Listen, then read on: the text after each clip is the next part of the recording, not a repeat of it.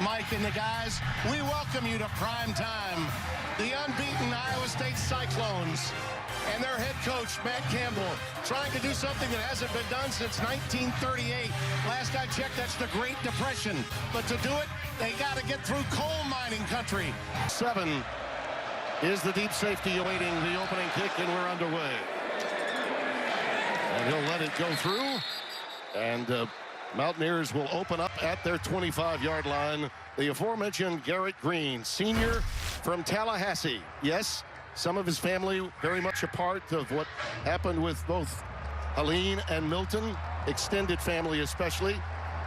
He's playing for them as well as for the Mountaineers tonight. You see the numbers this season, but stark improvement in the air with his accuracy, especially last week. 212 yards per game is the average, but he was superb a week ago. He will open with Jaheim White in the backfield. A play fake to him. And now he's forced to roll out. Under pressure indeed. And there's that running ability. Make no doubt about it. That's exactly what Devin was talking about in our open. 2nd down and 3. White trying to run the stretch play, and he's bottled up. Iowa State's defense against the run, so good. Those linebackers and safeties, and the safeties really play like linebackers. Joey Peterson among that group, a loss of 2. It'll be 3rd down and 5 coming up. 3rd and 5 at the 30.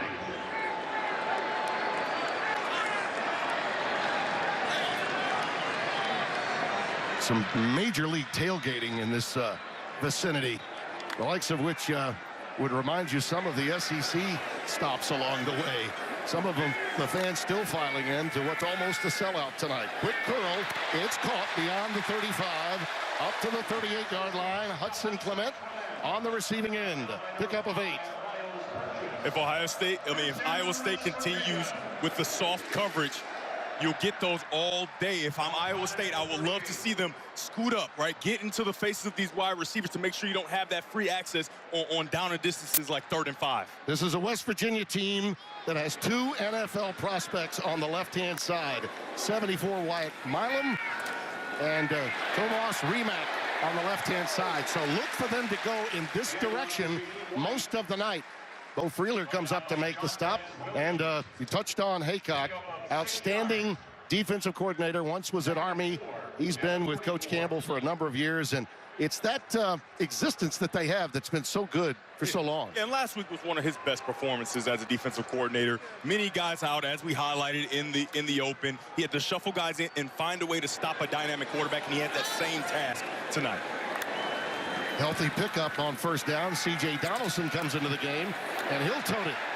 Enough for the 1st down beyond the 48 to the 49. Malik Verdon comes up along with Jim Hawk, 53, in on the stop as well. But a gain of 4 and move the chains. Zamir Hawk, 53. Here's Donaldson again. Boy, he's got a nice opening right there on that left side. They are really running behind the guard and tackles, 55 and 74, as we mentioned on 1st down. Early in the game, they've had success with the counter, getting guys around, leading through, and the big, strong running back finishes his runs. I'd love to watch him on field finish forward. That's what you want to see from a running back. Matt Campbell, now in year number 9. Became the winningest coach just a couple of weeks ago at Houston, passing the great Dan McCarney. He did it in 9 seasons. Dan got his 56 in 12 years. 2nd down and 4 out of the shotgun. Green shoots it out. Caught just a little shy of the 1st down. Cole Taylor, 87, the tight end. Now that may have marked it enough for the 1st down. Not quite. Looks like he's going to be just a bit shy. Take a look at these strong hands by Taylor. I mean, that is about as close as it gets, and that's the paradigm of what I call a combat catch, where the defender's hanging all over you, but you have to have those nice strong hands to reach out and pluck that ball out of the air. Cole Taylor does it there. They need to create some separation for him. Formerly of LSU, transfer out of Grand Junction, Colorado. He's a big target at 6'7", 255, that's for sure. On 3rd and a yard. They've got enough there. Right up the gut it goes to Donaldson for a gain of 2. And this is exactly what West Virginia needed what the doctor ordered to open this game. They like to play from ahead. Iowa State's a tough team to get behind. On this first drive, they're having real success with the counter, right? Getting guys pulled around and leading up inside, and their running back is doing a nice job of what I like to call pressing the hole, making sure he stays there, and the cutback lane could be available some. Look out when they do, too. Those cutbacks, particularly the change of direction. Jaheim White will remind you of Action Jackson of Iowa State. Right on cue. There he goes. He looks like he's headed for the boundary to the wide side, then he cuts it back up, picks up 4. With the stop for the Cyclones. That was Jeremiah Cooper, number 4, junior from El Paso, Texas, that made the tackle for Iowa State. Against talented defenders, you have to make sure you keep contained. You're going to see the outside contained player, number 0, Zachary Lovett, going inside and sacrificing the edge. You have to have a strong edge to make sure that when you come around. 13th best in the country, averaging 223 yards per game. What Coach Haycock is doing is bringing those safeties down into the box so they can try to stop this counter in the run game. 2nd and 6. Green with time. Now opting to give it up for a first down yardage. Little RPO look. Hudson Clement, nicknamed Huddy. They love him. He's a real go-to guy. And it's Miles Purchase, the youngster, that got him after a gain of 9. That's a really nice job by Garrett Green, because you run the ball so well and you try to go to the play action. They have those safeties low. They get them back. And if it's not there, don't force it. Use your legs, use your athletic ability. He gets outside and creates a completion, and that's the danger of a Garrett Green. Dynamic with his arm and his legs, and he's making really good decisions here early in the season. This Mountaineer drive, it looks an awful lot like an Iowa State typical drive, doesn't it? You know, just turning it up, get enough yards. Real mix up there as the running back slipped as he was about to take that handoff.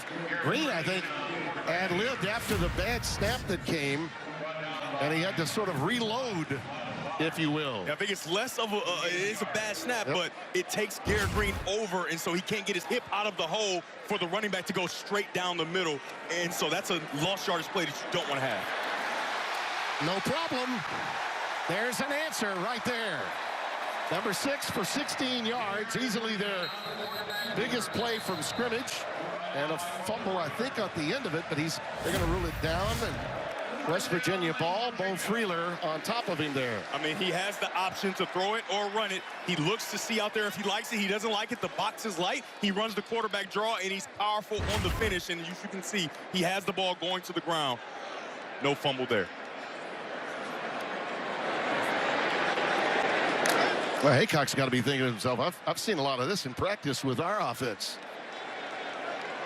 1st and 10, just outside the 10. Slick move that time by Freeler to come up and run support to get the stop on Jaheim White. Number 17 is just dynamite. Senior from Colorado Springs, over 100 tackles a season ago. Take a look at Malik Verdon. He's one of their players that makes a lot of plays, and I think he's going to be a pro. Watch him set the edge here. He sacrifices himself so the rest of his guys can come and make the play. That's perfect defense. That's exactly what you want to see for an edge-setting defender. Mountaineers 22 of 25 in the red zone, scoring 88% of the time, 72% for touchdowns. White with a nice cut, touchdown.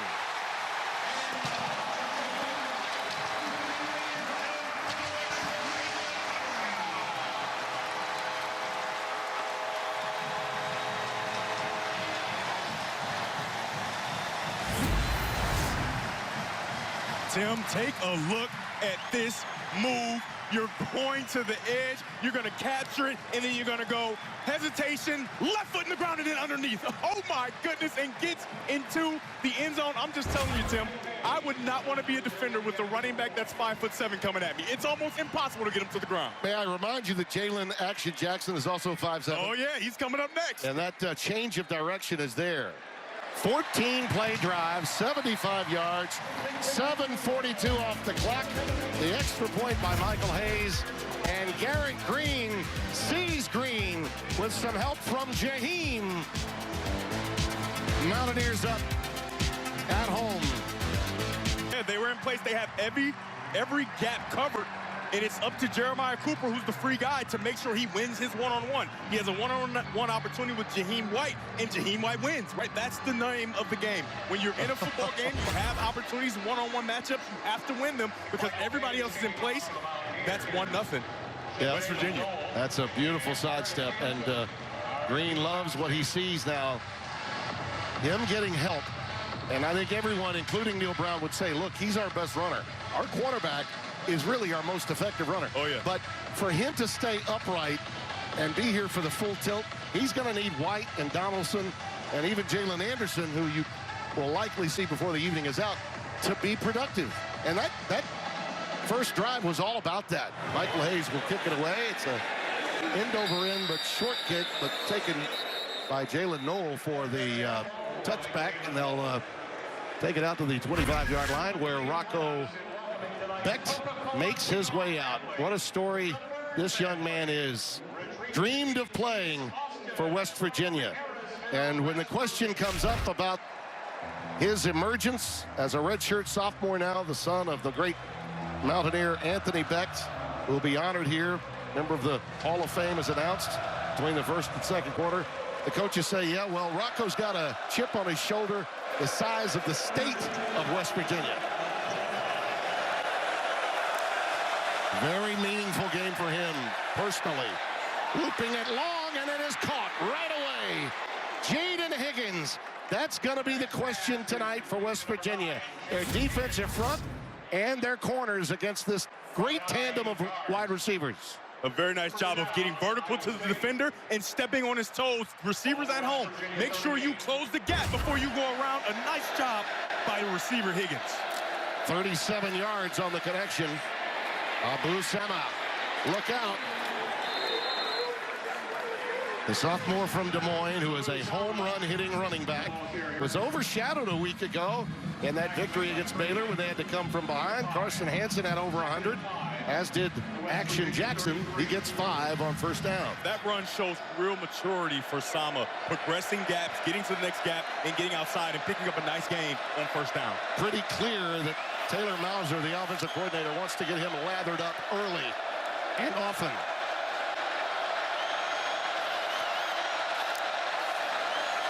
Second and 5. Maybe a yard, and that's all. Jalen Jackson takes that one. Action Jackson. Talk about hard to find. My goodness. Baylor's still trying to tackle him. Third down and 4.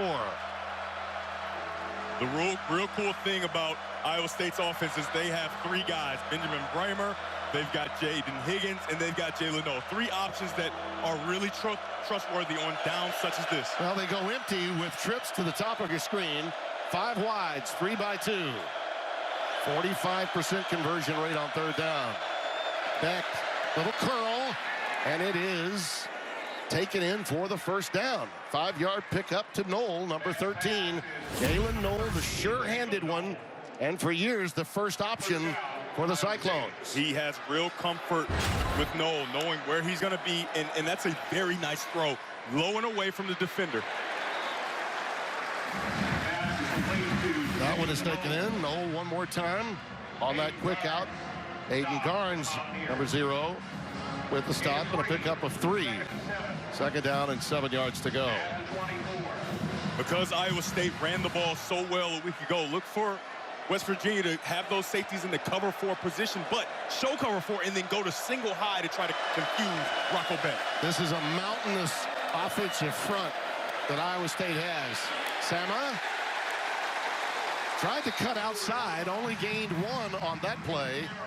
Anthony Wilson, number 12, coming up in run support to make that stop.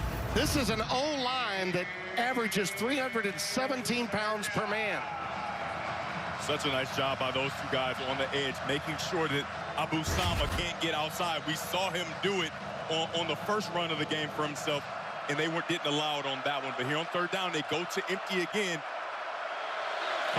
Carson Hansen has come in the running back as a wide receiver here as they go empty, and down goes Rocco. Asani Redwood, number 92.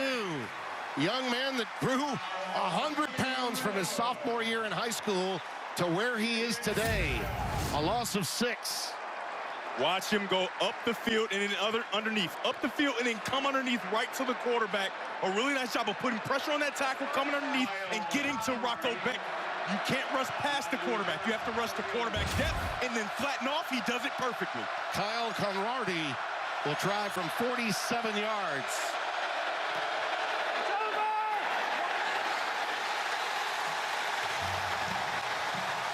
He hooked it.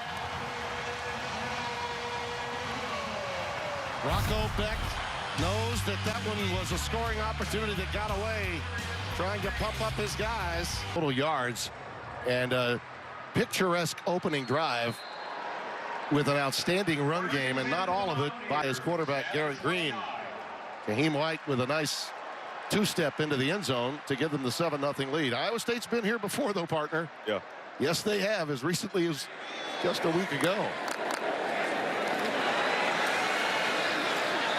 On first down, that's Jaheim White.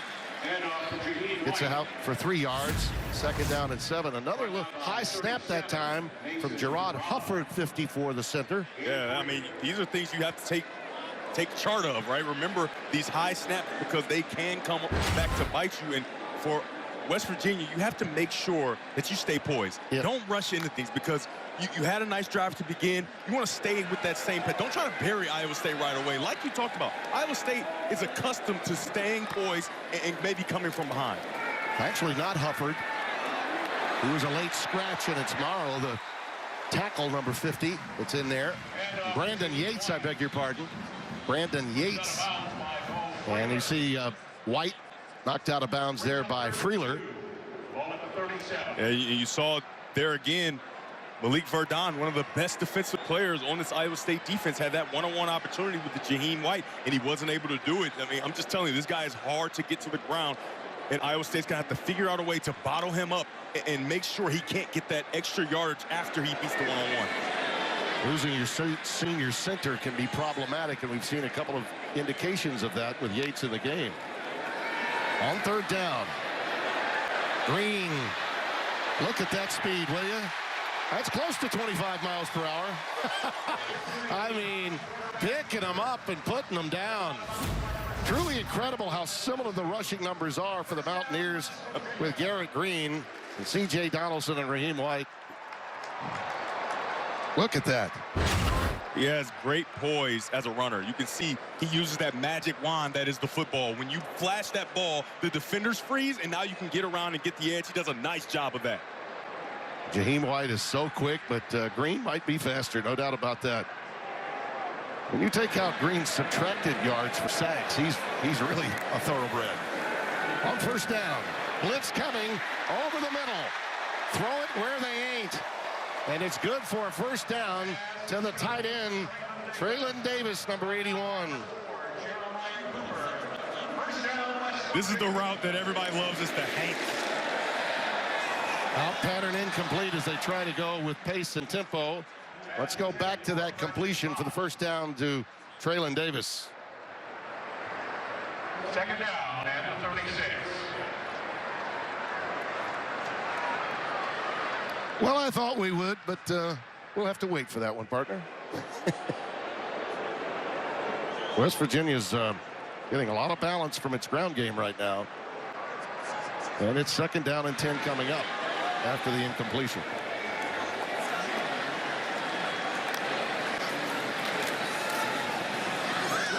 Towards the boundary, C.J. Donaldson, young man that's come a long, long way, particularly in pass protection. He's fantastic at that. Cooper Ebel, 47, with the stop. Picked up 2 yards. So third down coming up. And this will be third and long, third down and 8.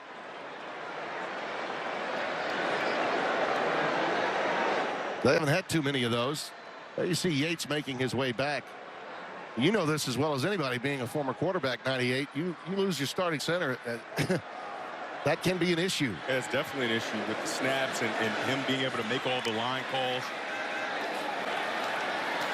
Green with all kinds of time. It's caught inside The 30 at the 25. Justin Robinson in front of John Tez Williams. Gain of 9 and a first down. And Robinson is a guy who gets open, but not because he creates great separation. He's open by biology, a big, strong guy, and that's a nice curl route where he gets to the DB's toes, snaps it down, and gets back to the quarterback. Working back to the quarterback makes that a perfect play and a very nice job to end the quarter. Well, that was a very quickly played first period here in Morgantown. Long drives will do that for you. They're honoring their own tonight. A coal rush. The Miners getting down and dirty.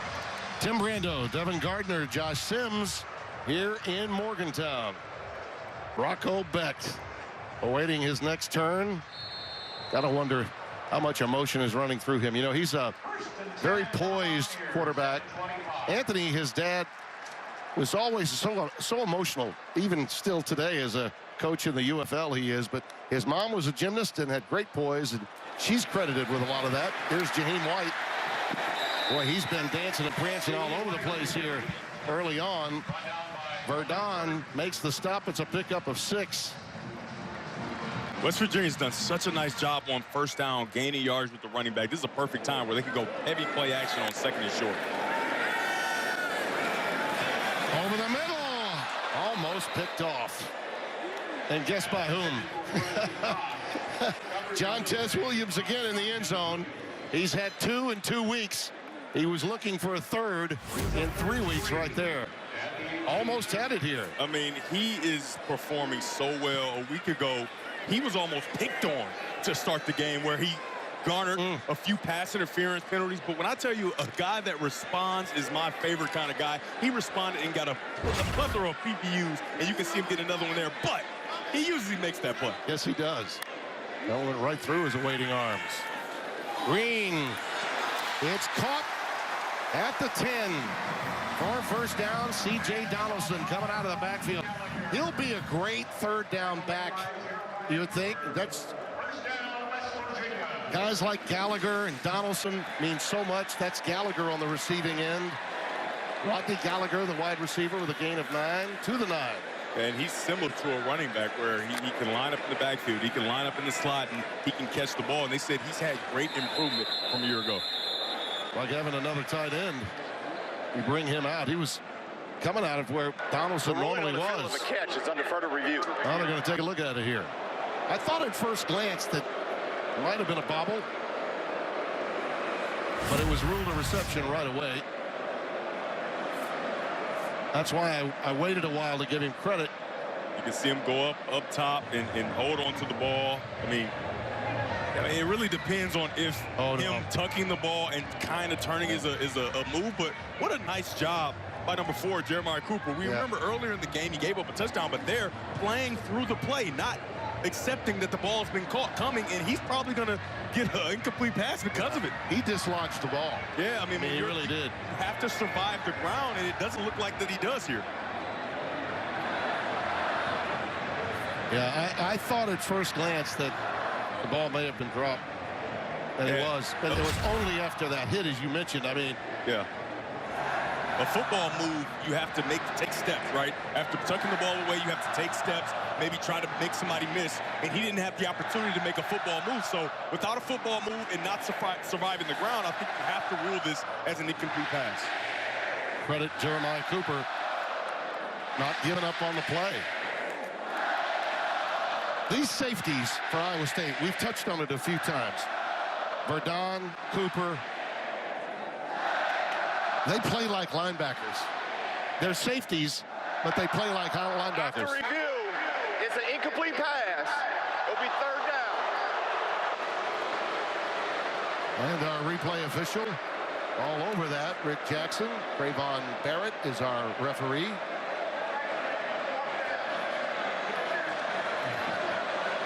Verdon and Cooper, by the way, have collaborated on 7 tackles so far. Very active. Well, the Mountaineers.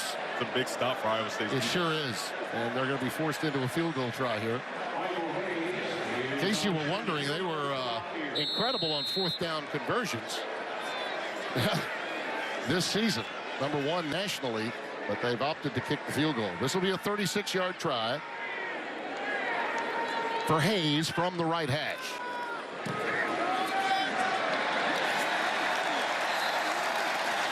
Oh, good. Oh, my goodness. Oh, good. He missed Can it you left. believe that? Wow. And Neil Brown's like, that's unbelievable.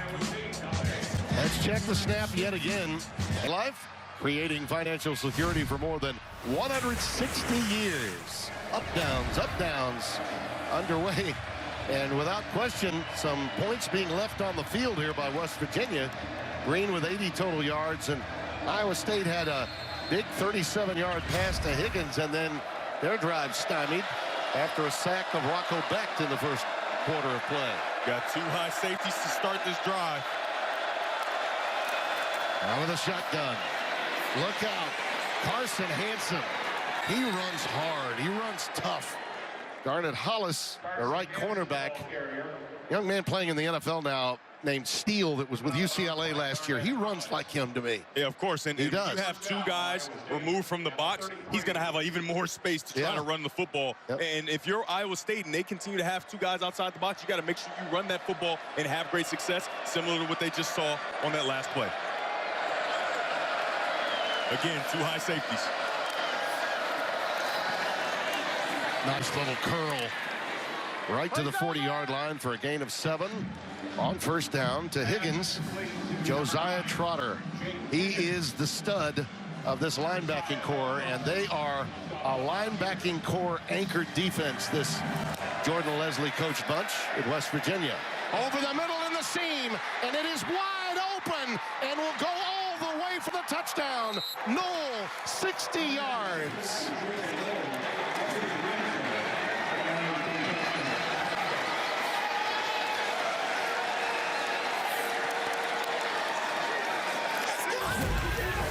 Well, that was a bust.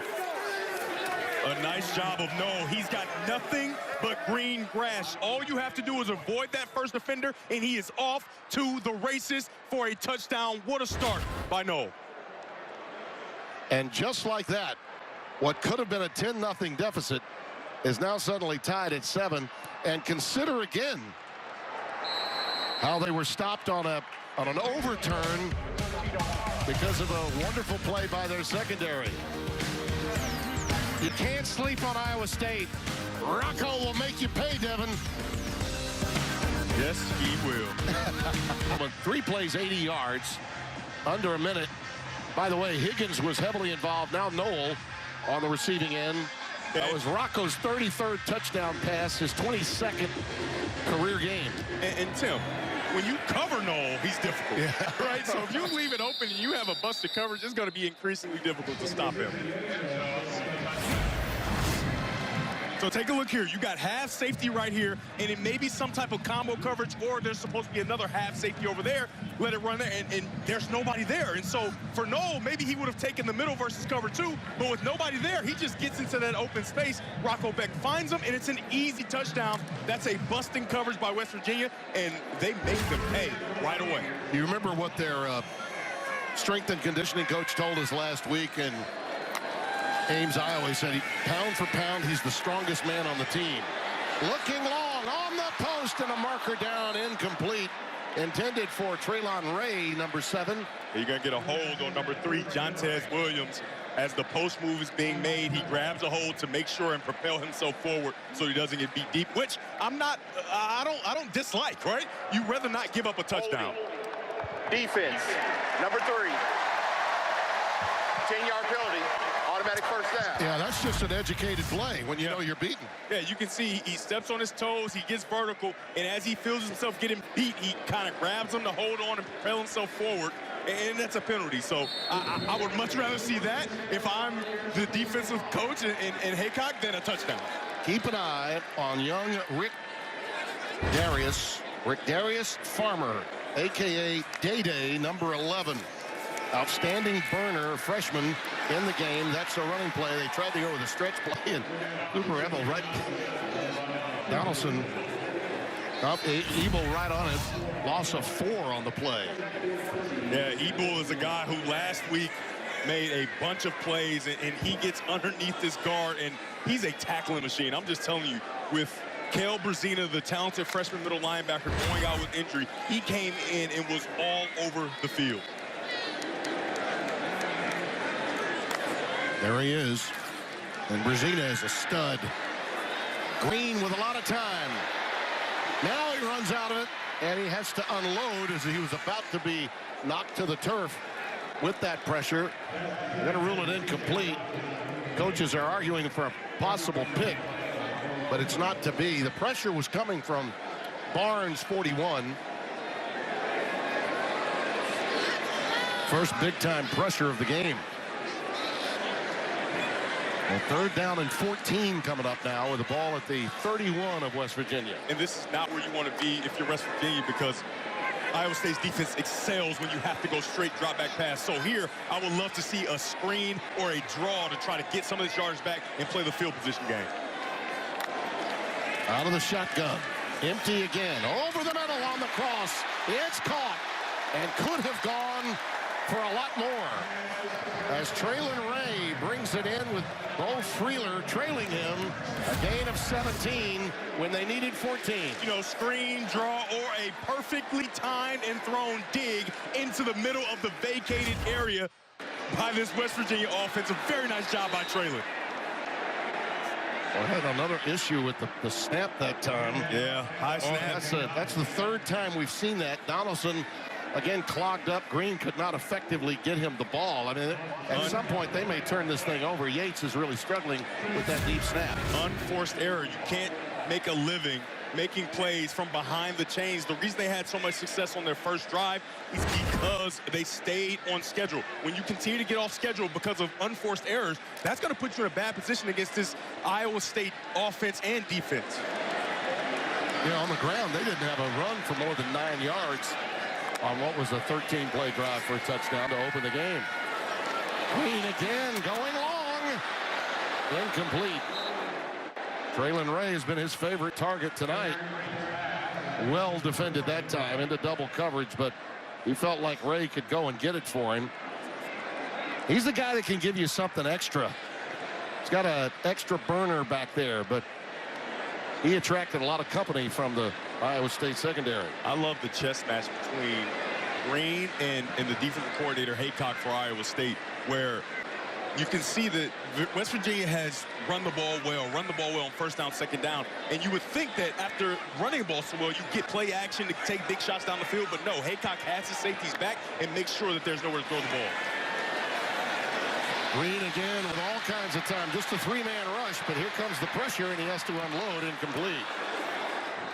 So great coverage that time. Pass intended in the general vicinity of Gallagher, 24. Neil Brown a little frustrated now after what was a textbook opening drive. They left points on the scoreboard in that last drive. I can't say enough about that Jeremiah Cooper tackle. It forced an incompletion of a ball that would have given them a 1st down. Devin, what, about inside the 10-yard line? Yeah, that was a nice wrinkle by Haycock as well, of having a spy to watch Garrett Green, so when he breaks out, there's nowhere to run the ball. He has to throw it away. Oh, the straw will put it away, and it's a fair catch. It's made inside the 10-yard line. Cole helmets are out in force tonight, and well, they should be.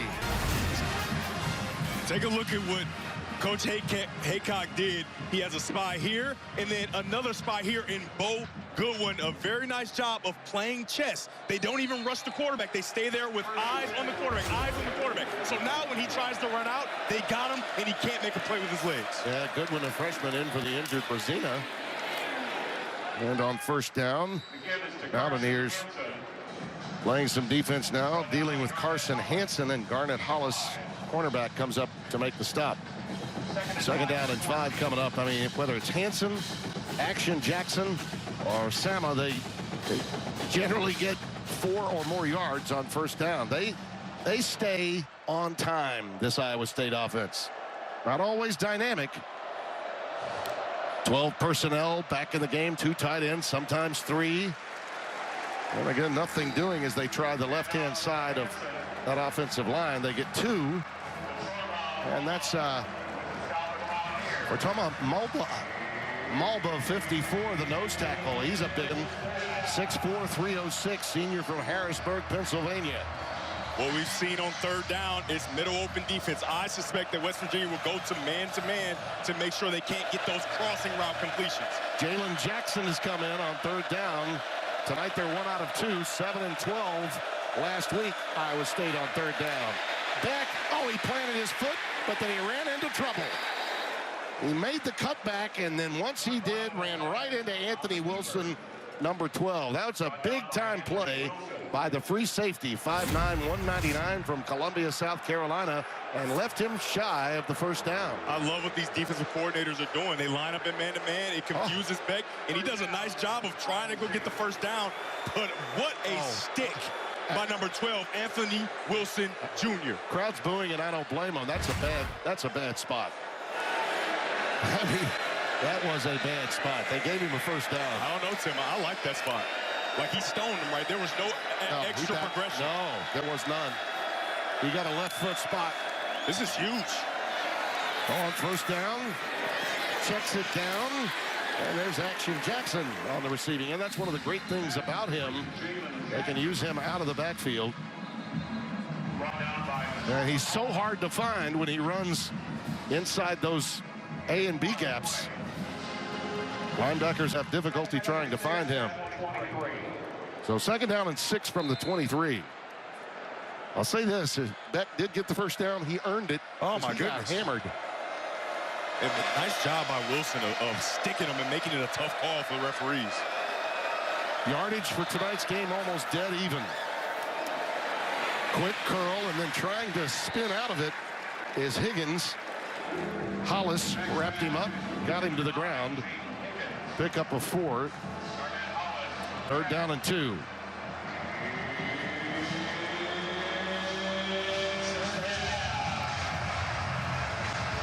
These fans have been ready for this one all week long. They know the level of importance of the game, and were fired up from the moment their beloved Mountaineers got back from Stillwater. Here's the mismatch here. Bramer. Nice work. On the keeper.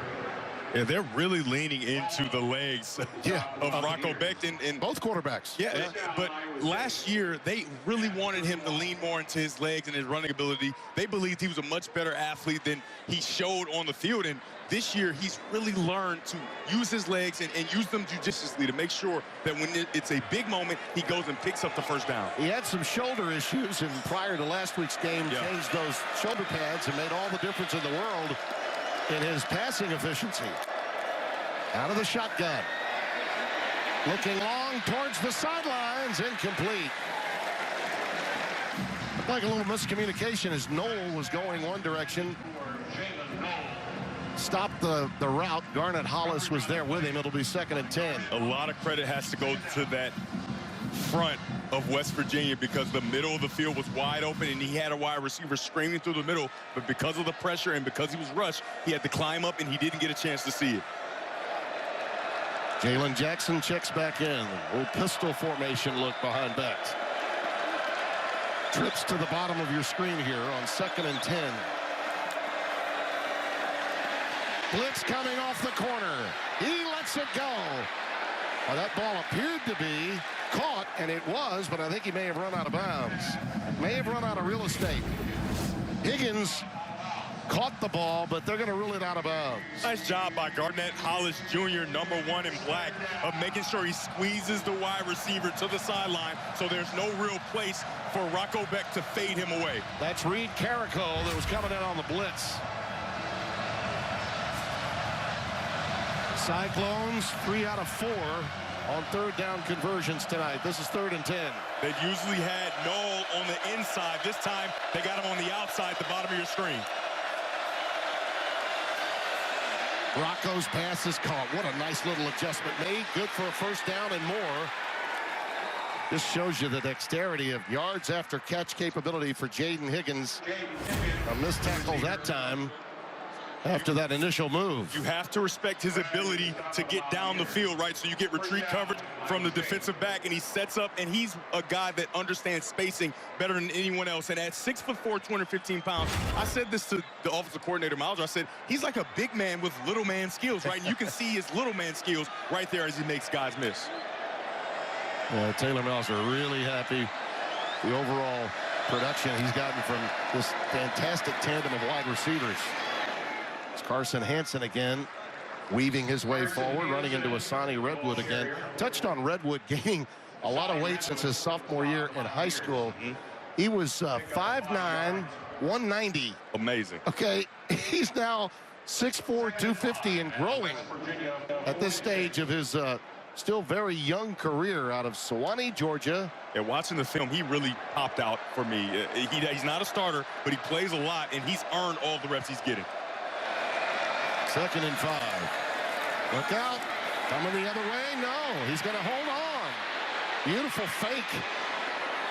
That's just a beautiful fake. And Noel Is that a wide does it receiver himself. or a Absolutely. quarterback? Is that a wide receiver or a quarterback? Yep. Right, he has the opportunity to throw it. It's not clear and sunny. He Yep. gets on the outside. He gives a little pump fake. Watch this. He fakes the reverse here. Right, he's got his eyes downfield. He climbs in the pocket there. He doesn't like it. Pump fake there, and then he gets around the edge.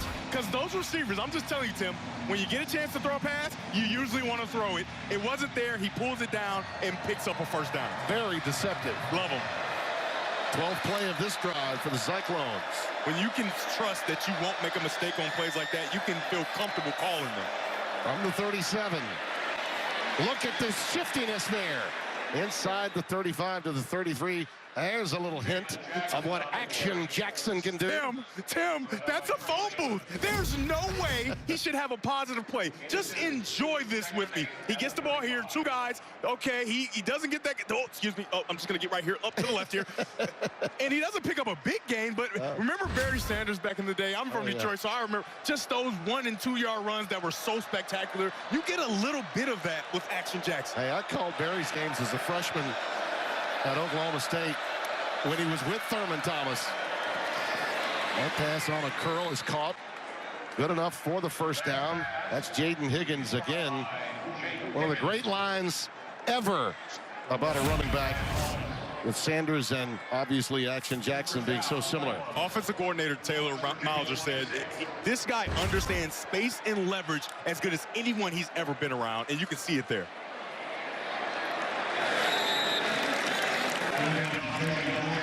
Jackson goes ahead. And Tim, when I talk about space and leverage, it's the space that you have that's free in the leverage of the defenders, right? Finding where you need to go and align yourself to be open and big for the quarterback. And he just does a very nice job of breaking his routes off on time, putting himself in position to be open. Hansen dots the I now behind Becht. This is a 7.5-minute drive right now. You got a lot of space in the middle of the field. 3 tight ends, everyone in tight. Look out! He gets to the second level in such a hurry. That's Hansen again. Carson Hansen. Hollis had a shot, missed the tackle, and boy, oh boy, that could have been very nearly a touchdown. Look at the left side of the offensive line do their job, and this is the side of the offensive line that really struggled in the beginning weeks of the season. You can see there, they get up to the second level, and when they get to the second level, Hansen has a chance, and he always gets extra yardage. This is the 16th play of the drive.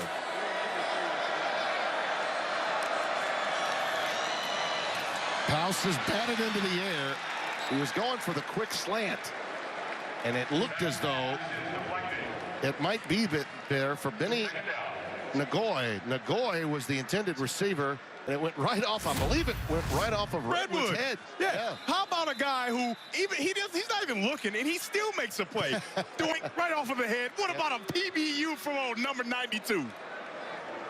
And we've got an injured player, looks to be Cyclone, down on the field. Redwood was saying, what would? What happened? It's a PBU, baby. To get a lead. Barrett being assisted to the bench, and there you see his replacement. That's Trevor Bohr, Yeah, no stranger to participate in the game. He comes in regularly without an injury, and he's played really well. He was really pushing Dylan Barrett at that left guard position, and so they won't miss a beat here. 16 plays, 8:03 off the clock in the middle of this drive, and look out! It breaks free. It's touchdown, Carson Hansen. Right over that left side, which, by the way, Trevor Bohr was a part of, along with Jalen Travis. And he's thanking all of them. Third rushing touchdown this season to lead the Cyclones. I said they won't miss a beat, and at the point of attack, he's right there, moves his guy out of the hole, and Hansen is off to, not a long race, but he's still off to the races for a touchdown. That's big time. How about coming off the bench, right? You come in for an injury, and you have the comfort. They have the comfort as a play caller to make sure that they go right behind you. I told you he's played well, and that showed it right there. Extra point is good. As we mentioned, Hansen leading the way in terms of pay dirt for these tremendous running backs. And again, a little bit overshadowed perhaps by what Jalen Jackson has done, and even Sama from time to time. But boy, he runs tough. Yeah, he's a big, strong back. And last week, it almost felt like he was in competition with Action Jackson, making sure anything you can do, I can do. Maybe not better. He didn't get as many yards, but he played really well a week ago against Baylor. Yeah. How good does that have to feel to come in and they run right behind you, and you're at the point of attack, and you move your guy for your big running back to get through for a touchdown? 91 yards, over 8 minutes. And his third of the season, as we mentioned, on the ground. I think this game turned on that play by Jeremiah Cooper when he got the incompletion, got that play overturned, and then the missed field goal took the air out of this crowd, and it's been Iowa State in control since. Yeah. And we got a touchback, and Mountaineers have plenty of time left here in the first half. But once we're done, Mike Hill will tell us what's coming up on the State Farm halftime show. Gotta love Mike Hill, right? Yeah, the Sarge is virtual always. Oh, yeah. Yep. Green, all a quick curl, finding his open tight end, Cole Taylor. He's been targeted 3 times, caught 2 so far tonight, the LSU transfer. Yeah, there are a few big games around college football on this night and throughout this day. A lot of overtime games, and I'm sure we'll be detailing that at halftime. Emmanuel Acho, Coach Pete, and Sarge. Not much for Jaheim White this time. With the 2-minute timeout right in front of us, they'll face a 3rd down and 4 after no gain there.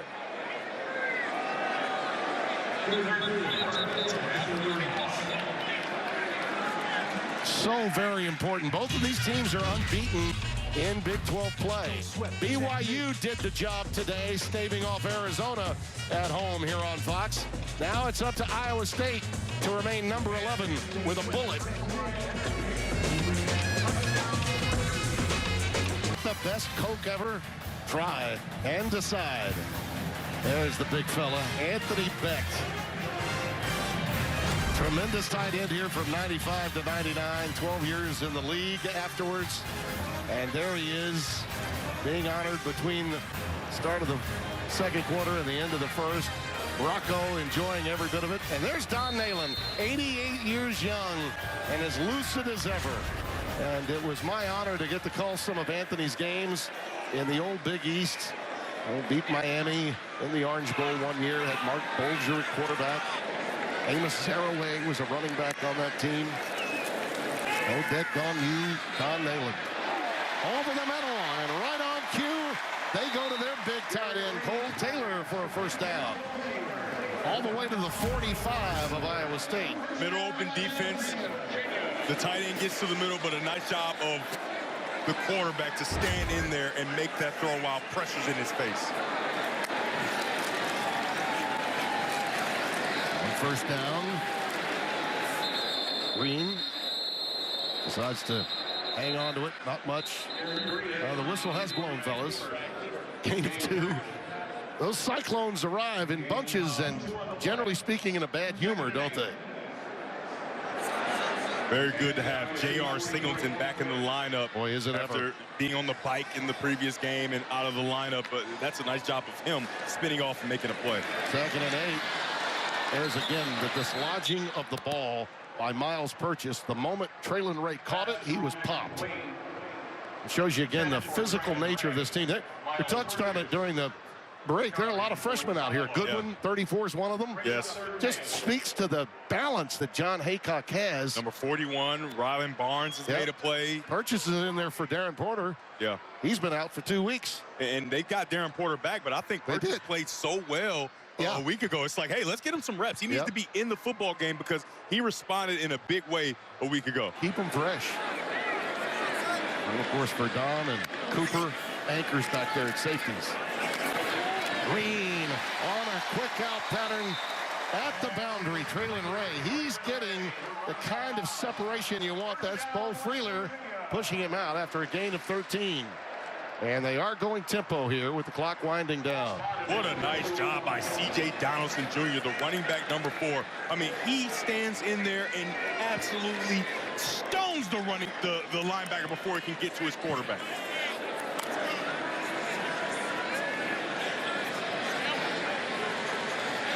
Neil Brown looking on. He needs points in this drive.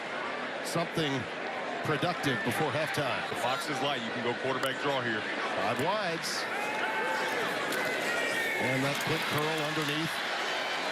Received by Hudson Clement. That's 1 of 5. One of those freshmen, number 41, Rylan Barnes, 6'3", 235-pound guy who's playing because another freshman is out in Cale Brzezina. Devin. Yeah, Donaldson Jr., you can see him, number 4 in black. He surveys, he finds who's coming. He starts to leave, and then he comes back, and watch him meet the blitzing linebacker in the hole. And that allows for the quarterback, Garrett Green, to make an accurate throw for a first down. That is the play that kind of goes unnoticed as you continue. But guess what, Tim? We won't allow it. We won't allow it. You're going to get your credit for helping make that first down a possibility. Yeah. You know, they don't really call many design runs for Green anymore, but he's such a great ad-libber, he can do that. But now they've got such confidence in the other running backs, Donaldson and Jaheim White. There's a little jitterbug. Burrowing inside the 25 to the 23. 3 yards for Donaldson there. And that's Rylan Barnes with the stop. So very manageable 3rd and 2 with the timeout coming. West Virginia takes it.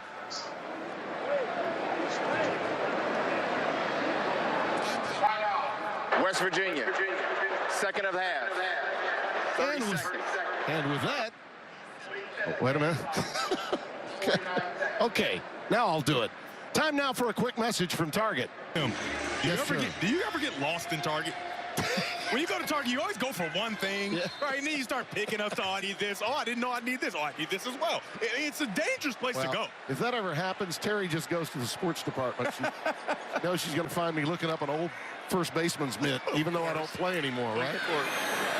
Green, look at that conversion. Look at that defense identifying.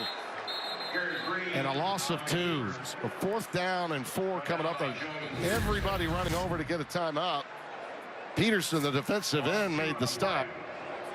Yeah, that's a really nice job by Peterson, making sure he runs this play down. And just look at all these guys set the edge. And the reason Peterson is able to make the play is because everybody keeps contained. Please set the game clock to 37 seconds. Thank you, Mr. Referee. That play is designed to get on the outside, right? So if you're an edge player, you have to keep that outside arm free, use that left shoulder. Missed earlier, hooking it to the left. This will be a 43-yarder. Basically, it's the same kick from the left hash.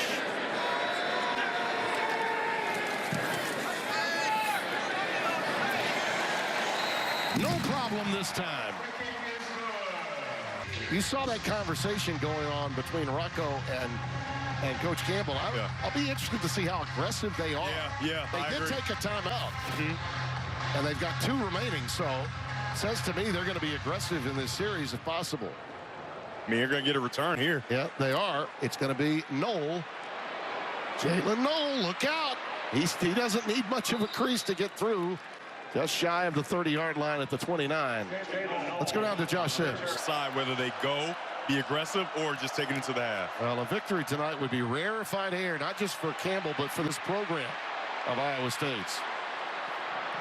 Even at the last second, Rocco stepped forward one more yard to get it to the 30 to get their only touchdown. If they drop back and pass and you're Rocco Beck, make sure you don't hold the ball. You don't want to see strip sacks and different things like that. Second down and 8. 5 out in the receiving category, and he goes long, and it's incomplete. And a pass interference. Yeah, I'm wondering if that might be OPI. Knoll looked to be the intended receiver, and I think he became a defender almost. Oh, that's going to be on the defense. So he got pushed ahead of time. Okay. Yeah. That's a horrible penalty for them to take. Watch this. You can see the defender not looking for the ball, going and trying to meet Knoll. Yeah. But it was a smart move by Knoll. Defense. 15-yard penalty. You know, Automatic. First down. in theory, yes, it's defensive pass interference. But in truth, he induced that penalty by running into him knowing the pass wasn't there. I don't know, Tim. I think he was just running his route. I think much of the home crowd agrees with me. 1st and 10 from the 45. Beck's incomplete that time. A little low. It was intended again for Knoll. 10 seconds left, so. Yeah, he had what he wanted there, but he just kind of pulled the string.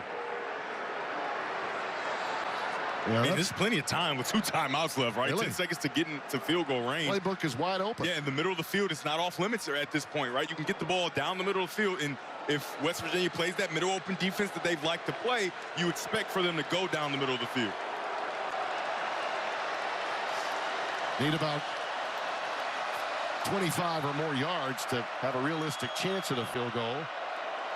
Instead, they're going to try to get half of it, get to the first down marker, and get out of bounds quickly with 7 seconds left.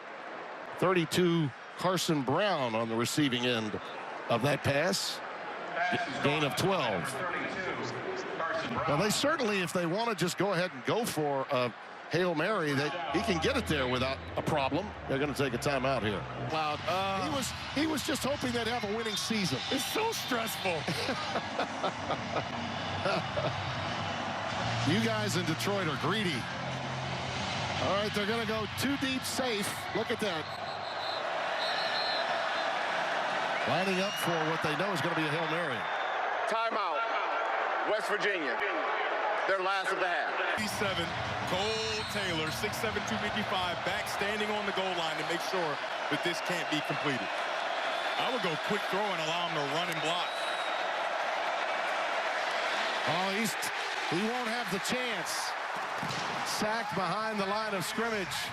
And that's the way the half will end, as they came with everybody. Sean Martin. Who's the team to beat in this Big 12 right now? For me right now, it is Iowa State. Why? Because they find moments. Remember, versus Baylor, it's 14-12 Baylor, block, punt, touchdown moment. Versus Houston, it's 13-0. Houston is driving. They get an interception. 2 plays later, touchdown moment. Versus this team, West Virginia, missed field goal. 3 plays later, 80 yards, if I'm not mistaken, maybe 60 yards, touchdown moment. Versus Iowa. Iowa State was down. They had to find a way to find a moment, get a turnover, go down. You end up outscoring Iowa. I believe it was 20-6, the final half of that game. So for me, it's all about the moments. Iowa State. There, and that's all you see. No black jerseys. You are as happy as a kid in a candy store. Hansen gets in the end zone. Trust me, he's been a kid in a candy store, and sometimes he's a kid in the booth. 2 words. Let's go. Let's go down to Josh Sims. Let's go, Josh. Josh, take it away. Well, coming out of the locker room, Matt Campbell told me, look, it took us a while to settle in, similar to last week, but I was happy with how the team responded. That's something we need to work on going forward. As far as the second half, it's all about precision, situational football, and executing if we want to come away with a win here tonight, guys. Indeed. You see the numbers there on McCarney and Campbell, passing him 2 games ago in Houston, and Clay Stapleton, that's going back some time. People forget that Iowa State once had Johnny Majors as head coach, legendary Tennessee Heisman runner-up and later head coach. Before he went to Pitt, he was at Iowa State in the early 70s. Practice field is named for him. That pass for Noel goes incomplete. Or are they going to give it to him? Yeah, In guards, yep, they're going to give it to him. And that's a nice tackle. He got 2 on the play. Nice tackle there by Aiden Garnes coming up and making a play. Noel is not a guy that's easy to get to the ground. And when we talked to the strength coach at practice a week ago, he said he's one of the pound-for-pound strongest players on the field, and he looks like a running back even though he plays wide receiver. A little power eye look where they go heavy with the extra tight end. Everyone in tight. And when they do this, they bunch everything up. And from time to time, we've seen it how many times, right? Running back gets a hold, gets to the second level, and is gone. Josiah Trotter made sure that didn't happen that time. Yeah, on that play, they went 13 personnel, which means 1 running back and 3 tight ends. But when you do that, you bring all of those black jerseys, all those defenders inside, and it stops you from having that ability to make cuts and see lanes. But you can see here, Iowa State had success in the first half with this empty set on a 3rd down. Huge play for the homestanding Mountaineers to get a stop here. 3rd and 6, crossing pattern, shallow cross, and it's good enough for the 1st down. That's Burkle, 84, the redshirt sophomore from Cedar Rapids, Iowa. Made a nice catch in that Hawkeyes game that got them that early victory this year. Tim, I love that you're learning, right? You see the shallow cross coming across, and you just call it out right away. They clear out with all the guys and then get a shallow cross to an unsuspecting guy, right? A guy that you don't have on your bingo card is going to catch that big 3rd down completion. A nice catch and a nice design. Good job by Gabe Burkle. A straight I formation again. Jackson dotting the I. Boy, look at that meat in the backfield. Just great penetration that time at the point of attack. Running right into T.J. Jackson, number 11. Senior from Millbrook, Alabama. And that's all him. Take a look right there. He defeats the block right away and then gets underneath the fullback and boom, stops him before he can ever get started. A loss of 2. They're very rarely behind the chains, but they are here. Thanks to that play by TJ. Got those 2 high safeties. They're trying to communicate what they're trying to do. Backed in trouble. And just heaves it out of there. Had enough mustard on it to get it out of bounds. The pressure was coming from Josiah Trotter. No surprise there. 3rd and 12 coming up. A perfectly timed blitz. You're going to see Josiah Trotter come on the outside just like his dad used to do and get to Beck. A nice job of Beck with a nice move to put him on the ground and throw that football away. His dad was a 3rd-round pick by Philadelphia way back in '98. What a career he had.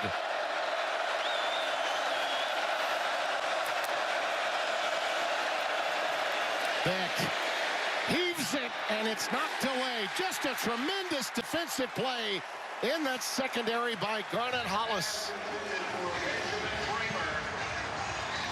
It was Benjamin Bramer, the tight end, was the intended receiver, and he just got in there with one arm and knocked it away. And he's at a disadvantage. That's a big guy that he's trying to knock that ball away from. He gets around. I'm just telling you. Ben Bramer at 6'7", 250, he's a big body to try to get around, and the smaller defender reaches around and knocks that ball down. That's a huge stop. Could be a momentum builder for the homestanding Mountaineers. This punt is high. Preston Fox takes it with the fair catch at the 24-yard line. Look out. Yeah, I think I recall maybe a little conversation you and I had about pass interference. It's subjective sometimes. Yes, it is. He's thinking the same thing I was. That was OPI, not PI. First down 10. Garrett Green, look at that pressure. And by the way, it's that freshman again. Ha! Well, what a performance by this kid. Bo Goodwin, number 34. But number 1 in your hearts as a freshman tonight for Iowa State. Just coming in and making the play, stopped him.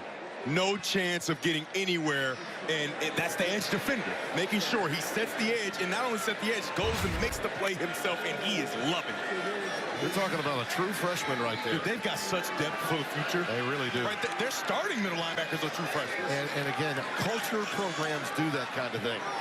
Nice blend of portal and high school recruits. There's a crossing pattern caught by Ray. Traylon Ray with a first down to the 41. Boy, that was a dart for 19 yards from Double G. And he has a plan. He knows he wants to get to that space in the middle of the field. He waits for his receiver to get there, and boom, right on the chest of Traylon Ray, who is a guy who creates separation. When you watch the film, the receivers haven't created a bunch of separation, but the one guy that has, he's the exception, Traylon Ray, and you can see all the separation there. That's an easy throw for Garrett Green to make. Well, you look out there and you see Goodwin out there for Iowa State. Rylan Barnes as well. Uh-oh. He almost broke free. Jaheim White gets out for 5. And that's Malik Verdon with the stop. The redshirt junior from Cincinnati, Ohio. I mean, that just shows how difficult it is to tackle him. Cooper Ebul, who's a guy, number 47 in white, that makes a bunch of tackles and doesn't really miss them. He misses them there in the hole in a one-on-one opportunity.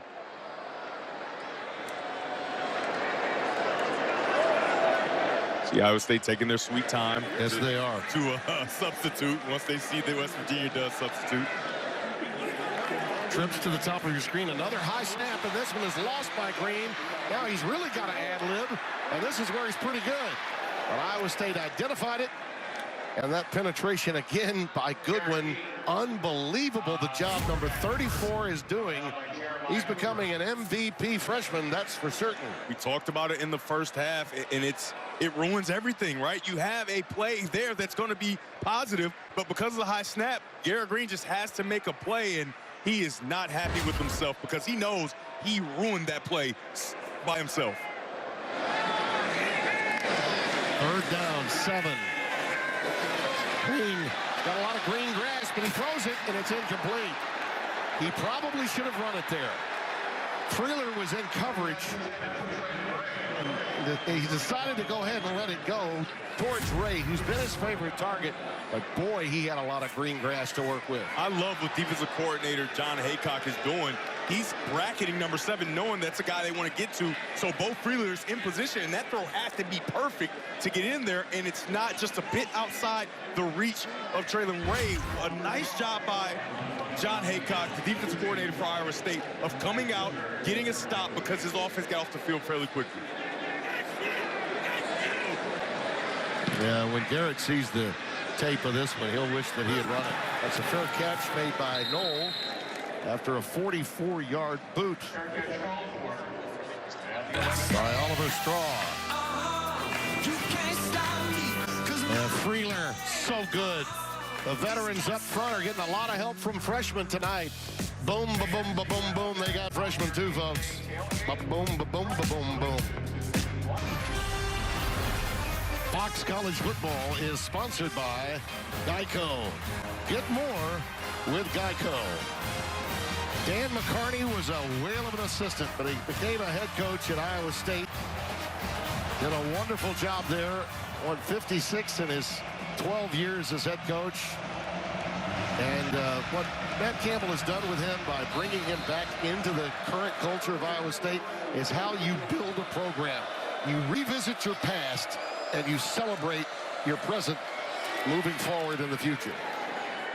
That's what big ticket head coaches, the guys that really get it, do. That was Carson Hansen going ahead for 8 yards. I'm going to use a comparison here. You look at that stat, 7-0 back in 1938.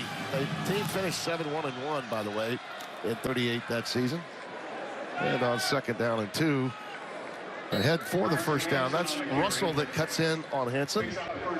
But he has the first down. I just love the forward lean of Hansen. Yeah. He gets the ball, and those pads are low and forward. And I'm just telling you, I chose to play offense because of guys like this. Absolutely. You just don't want to get in front of a guy who's comfortable with just forward lean right into you, kind of like Marshawn Lynch. Just run through it, face. 1st and 10 Cyclones. Becht out of the gun. Oh, that's just a tremendous corner route. Run by Benjamin Bramer. Garnes was over there in coverage, the cornerback. That was just threading the needle, a big league throw by Rocco. At 6'7", you really shouldn't be able to do this. Nice corner route. He breaks off, and then the strength to pull through and make the catch. And how about the throw from the middle of the field all the way outside the numbers by Rocco Becht? You'll see them use those tight ends in a variety of ways. They can run that. Those little drag routes, or as you like to call them, shallow crosses, very effective. Becht 13 of 19 for 183. And getting some help on the ground from that tough running Carson Hansen right here. This offensive line is doing such a great job of what I like to call creating a new line of scrimmage, right? So at the snap of the ball, they're at the line of scrimmage, and they move their guys down the field, and it really gives freedom for Hansen to find and pick his way through to know where he needs to go. They are controlling this game right now up front. People are beginning to wonder, has the Big 12 been turned upside down? Well, not as far as Iowa State and BYU are concerned. But business as usual for them today, and Iowa State trying to do the same tonight. Jalen Jackson runs into quite an onslaught, but does manage to get a couple of yards and move the chains. That's all he needed.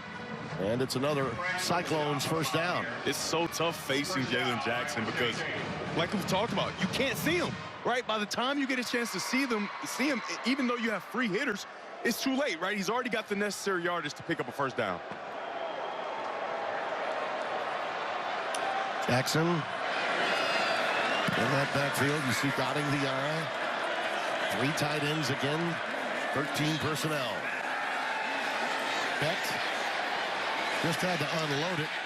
His tight end was running a seam route, and the fans want a flag. Yeah, the question and will there be... probably won't be one.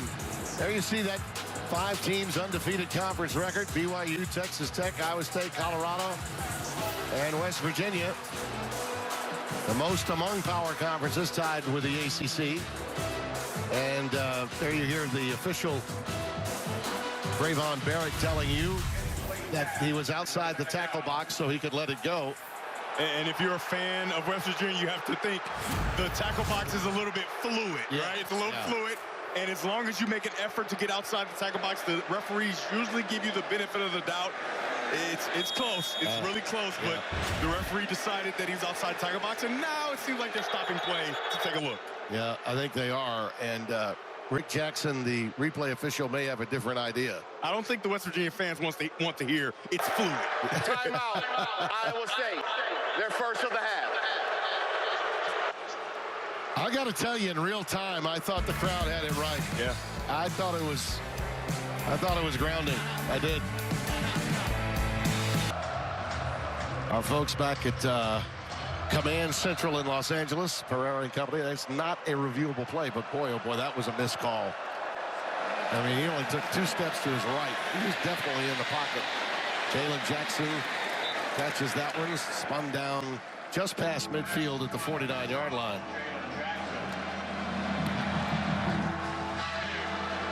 Can this West Virginia defense stand tall and get Iowa State off the field? Missed call or not, you play on, and you have to find a way to get him off the field right here. They'll tell you the story. This mammoth crowd, they seat 60,000 plus in here, and most of them are wearing hard hats tonight.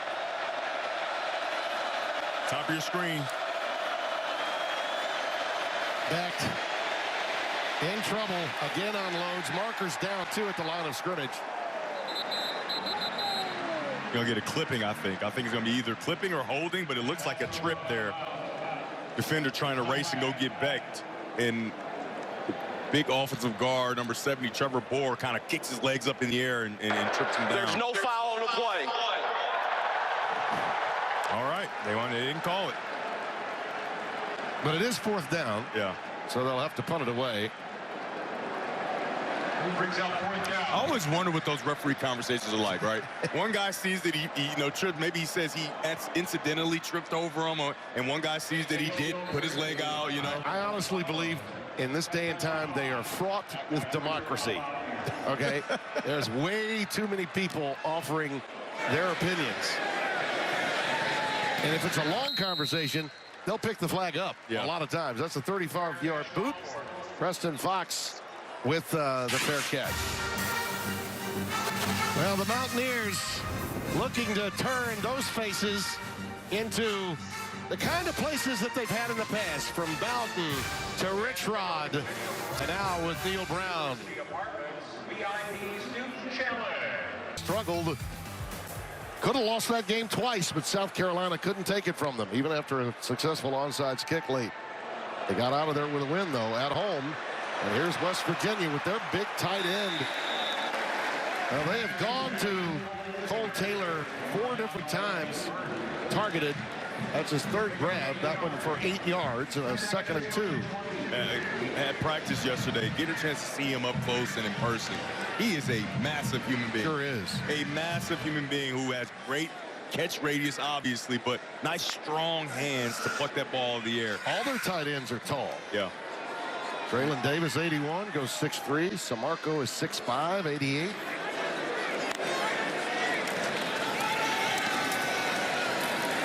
And that's right up the gut to C.J. Donaldson. 3 yards and a first down.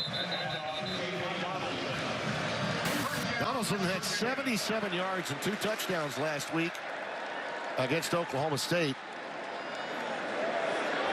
And they need him to get those tough yards for them again tonight. How about Garrett Green picking up J.R. Singleton there, huh? Yeah. That's a pretty strong right arm of his. Picking up the 6'2", 305-pound defensive end. Had a little bit of help, though.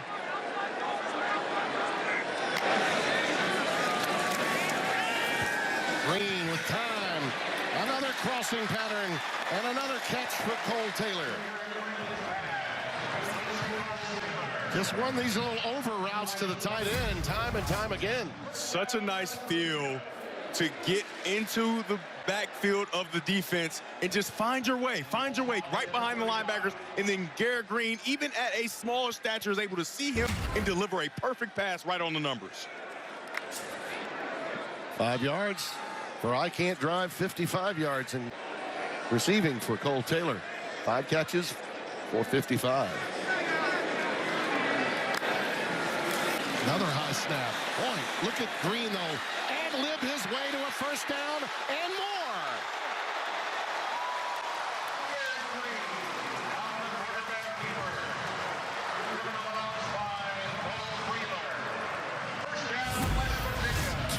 Yards on this ad-lib job.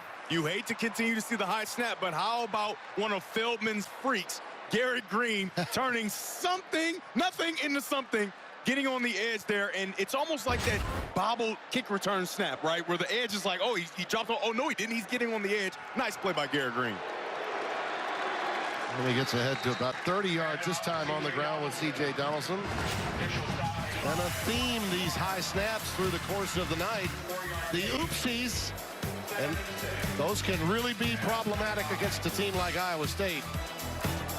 I bet you Garrett Green was a great rebounder when he played basketball in high school, because, I mean, he is jumping and grabbing these high snaps left and right, and that last play was the only positive play that they got from it. But you just don't want to make a living trying to have Garrett Green put on the cape every single time. No, quarterbacks don't want to be Marcus Haynes impersonators back there dribbling the ball. And there is an interception thrown right into the arms of the Cyclones. Boy, he'd love to get that one back. And that Iowa State D does it again. Jamison Patton, number 2, with the pilfer, the free safety. Sophomore from Des Moines, Iowa. Such a nice play. But number 47 in white, Cooper Ebull, he's going to be on the left of your screen. He collisions the tight end while the ball is about to come out, and that takes the attention of Cole Taylor away, and the ball's thrown right into the hands of the safety number 2, Jamison Patton. That physical nature of that secondary. Cooper Ebull, you're right on it. The sophomore from Hartley, Iowa, team leader in tackles. Remember, in the NFL, you have that 5-yard buffer period for illegal contact afterward. In college, that foul doesn't exist. 5th interception of the season for Garrett Green. That kind of mistake when you're driving as well as they were. They really had it going there. A passing game to the tight end Taylor. Some quality running plays. Keeping the ball away from Iowa State. A gain of 1 on that play, and Green back to the tablet over there. I mean, they gained 57 yards on that drive and turn it over. 2nd down and 9 for Iowa State.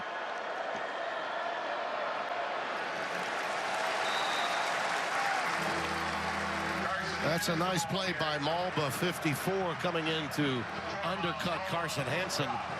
Just a gain of 1, 3rd down and 8. Get a stop here, and all is forgotten with that INT.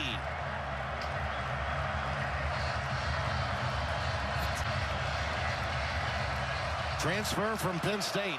Yeah, one-on-one to the top of your screen.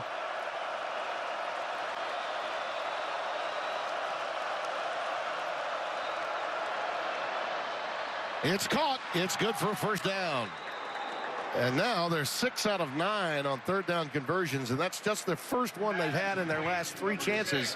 That's a gain of 12 as Eli Green brings it in front of Dantes Fagan. Yeah, one of my favorite concepts, kind of like a sail concept where you get a deep out route with an outside clear out. Becht. Oh, it's wide open right down the sidelines. Eli's coming inside the 20 and down to the 17. Eli Green, redshirt junior from Farmington, Minnesota. 34 yards.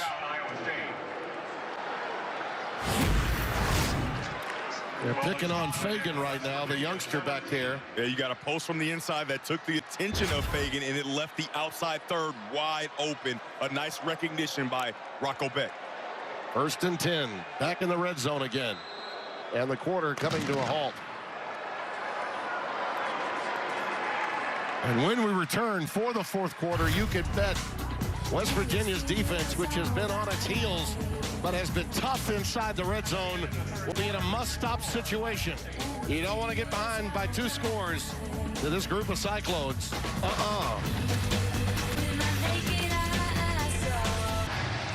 Welcome back to the start of the 4th quarter. And on that last play, you would think it's a busted coverage, but it's not. It's the coverage they're supposed to play. You got a half player that's a cornerback, right? So he's a player that's not used to playing half. So he reacts too aggressively to the inside post that's being carried and leaves the half wide open. Again, great recognition by Rocco Becht and a perfect throw to pin his receiver on the sideline. Iowa State trying to make them pay as we open the 4th. Look at those legs. Keep on churning. Those short, choppy steps of Jalen Action Jackson. They're like pistons moving up and down, picking them up and putting them down. This kid is special. Chugga, chugga, chugga, chugga, Yeah, chugga, chugga. no doubt about it. It's a small train, though. He's not a big train. No, it's not. Gave me a little Petticoat Junction there. Yeah. Show you never saw. That's right. 2nd and 3.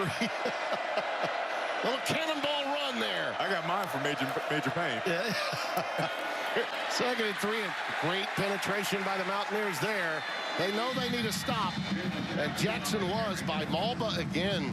Boy, 54 is lighting it up. He's doing the job in the middle at the nose tackle spot. Yeah. I really love how this defensive line is played, because they aren't the defensive line that gets a bunch of knockback usually, right? They're not the most physical defensive line, but they've answered the call tonight and really did a nice job of standing strong in the middle. Look out for the tight end. 3rd and 3. Becht's going to carry it, and he has the 1st down. Just past the 7 to the 6, a gain of 4, and it'll be 1st and goal. Gotta love a little Q power, right? Yeah. How about a little Q power of Rocco Becht? He's known as more of a drop back passer, but watch him take the drop step and then follow behind his blockers. I'm just telling you, West Virginia was not prepared for Q power from Rocco Becht, but it gets them the 1st down. Just as Frank Broyles would say, an outstanding individual effort on the part of the quarterback. Pow football, Keith. Pow football. First and goal. West Virginia knows that they cannot afford giving up a touchdown here. That's Tyron Bradley. This young man, number 8, got to tell you about him. Young man from Lubbock, Texas. And they're going to tend to someone down there. Tyron Bradley from Lubbock, Texas was a quarterback when he began. Take a look at the tight end right here. He misses the block. He has that left ankle taped, right? He misses this block. He oversets, and then he grabs his ankle right away in pain. And that's kind of why that play is made in the backfield. Not feeling too good, but there's a West Virginia player down as well. Sean Martin, number 5. But Bradley, I wanted to tell you about this kid. His mom's a beautician, or his grandma, I should say. Grandma Mimi raised him after both parents were incarcerated as he was growing up. His dad, now out of jail, has come back, been a part of his life, but his grandma, still a beautician in Lubbock, Texas, still working at age 65, raised this young man, came up through Abilene Christian at the FCS level. Every now and then, somebody can still slip through the cracks. Yeah. He was really a joy to talk to, and it's really inspiring to hear how he was able to become what he's become. And he was a quarterback. Yeah. Right? He was a guy that thought he was going to be a quarterback and believed in himself as a quarterback, went to all the quarterback camps, and then he figured out, well, I can get on the field a little better because I'm the best football player as a defensive player. Second and goal. Look at that penetration again. T.J. Jackson snuffed that one out from the start. It was Carson Hansen again. He's the power back. But number 11 would have none of it. Leads the Big 12. 5th in college football with tackles for losses per game. Just under 2. He was something else at Troy. Played there from 20 to 23. Came over to West Virginia. And, of course, that's where Neil Brown was as a head coach before coming here. Got your 2 playmakers to the top of the screen there. Noel and Higgins. 3rd and goal. Game in the balance for West Virginia. Becht in trouble. Has to let it go. Marker down in the end zone. We'll see. He wanted to go to his top 2 receivers. They went 3 over 2, and so then he had to go and create. And when the quarterback starts to create and it starts to become that 3rd play, that's when people start to hold and get pass interference calls. Defense, number 0.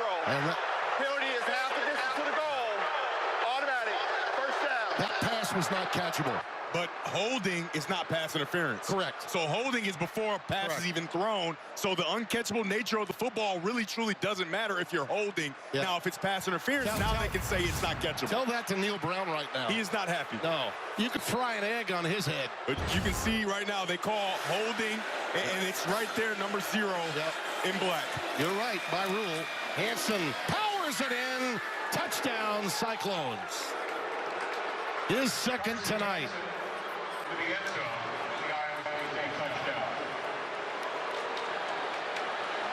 What you're witnessing is a coach who desperately needed a win tonight, and he knew it. And those 50-50 calls will add up over time.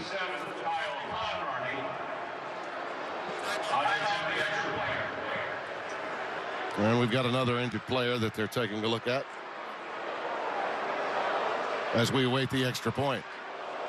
They had 2 very difficult losses. The game to Penn State, which it was so highly anticipated, start our big noon on Fox season, as everyone knows, and they played very poorly.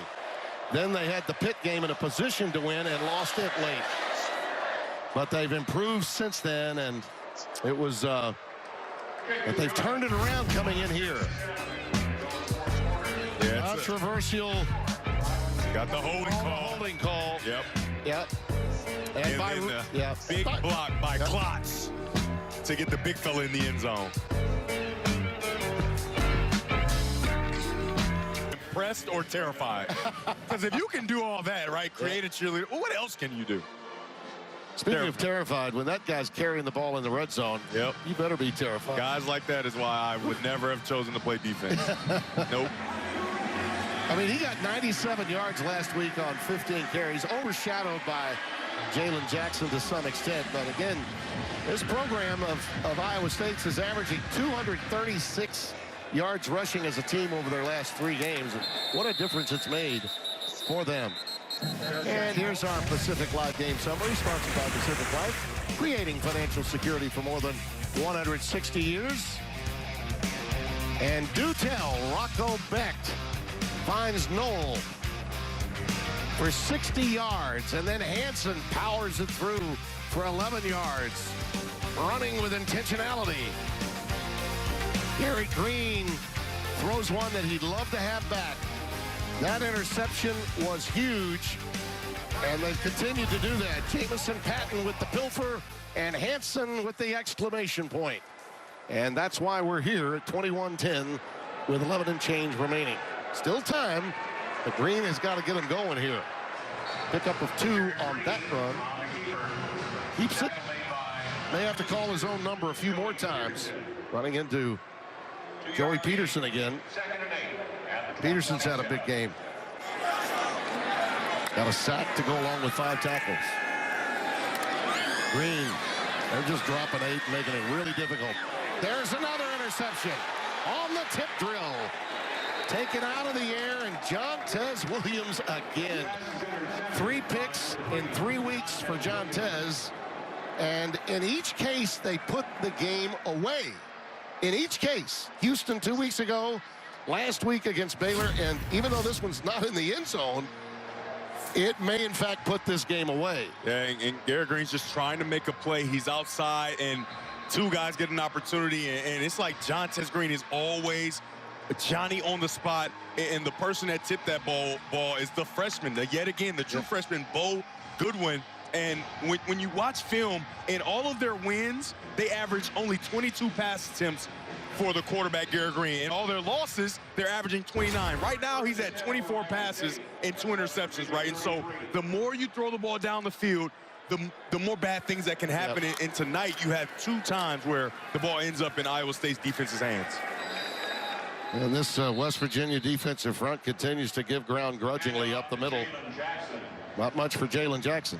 Yeah, coming into the game, I thought that the perfect recipe would be for Garrett Green to throw the ball under 22 times, right? 22 and under, to make sure that the run game is going. They can establish the run, but they haven't truly established the run the way that they want to, where they can be dominant and have kind of the same performance they had a week ago against Oklahoma State.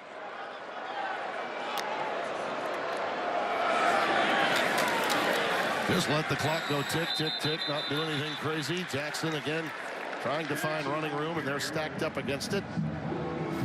Josiah Trotter, Tyron Bradley again, combine on the tackle. I mean, this Trotter is a really, really good football player. When we talked to the defensive staff, they said that he would have played more last year, but because of injury, right, he redshirted. So as a redshirt freshman, he has an instinct, and you think he would, obviously, right? His father was at one time All-Pro at the next level. He plays a linebacker position exactly how you should. 3rd down and 9. 3 wides to the top of your screen. Over the middle and caught, but shy of the necessary yardage for the 1st down. Gathered in by Jalen Knoll. I think the way you run the football, I think you go for this here. And, you know, they may send the kicking unit on, but if it was me, I would go for it, because you run the ball so well. You can see they're trotting out that 13, 14 personnel with a plethora of tight ends to try to run this football. And remember, Rocco Becht has done a nice job with his legs, so he's not out of the realm of possibility of keeping this football. 3 out of 4 this season on 4th. 4th and 2. Well, they're going to try and draw them off sides, call timeout, and maybe kick the field goal.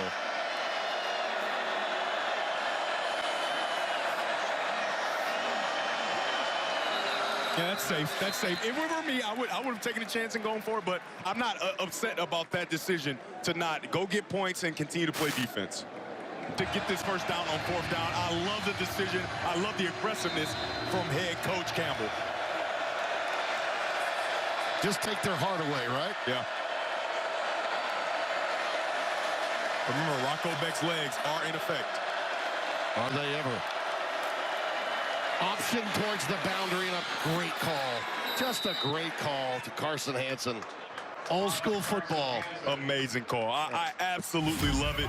One guy to pitch off of, and then you're going to get this guy up top. So now there's only one person you have to deal with pitch off of him, and like I said, his legs were a big part of that. You attack, get the ball out, and Hansen gets the first down. And not only that, he stays in bounds.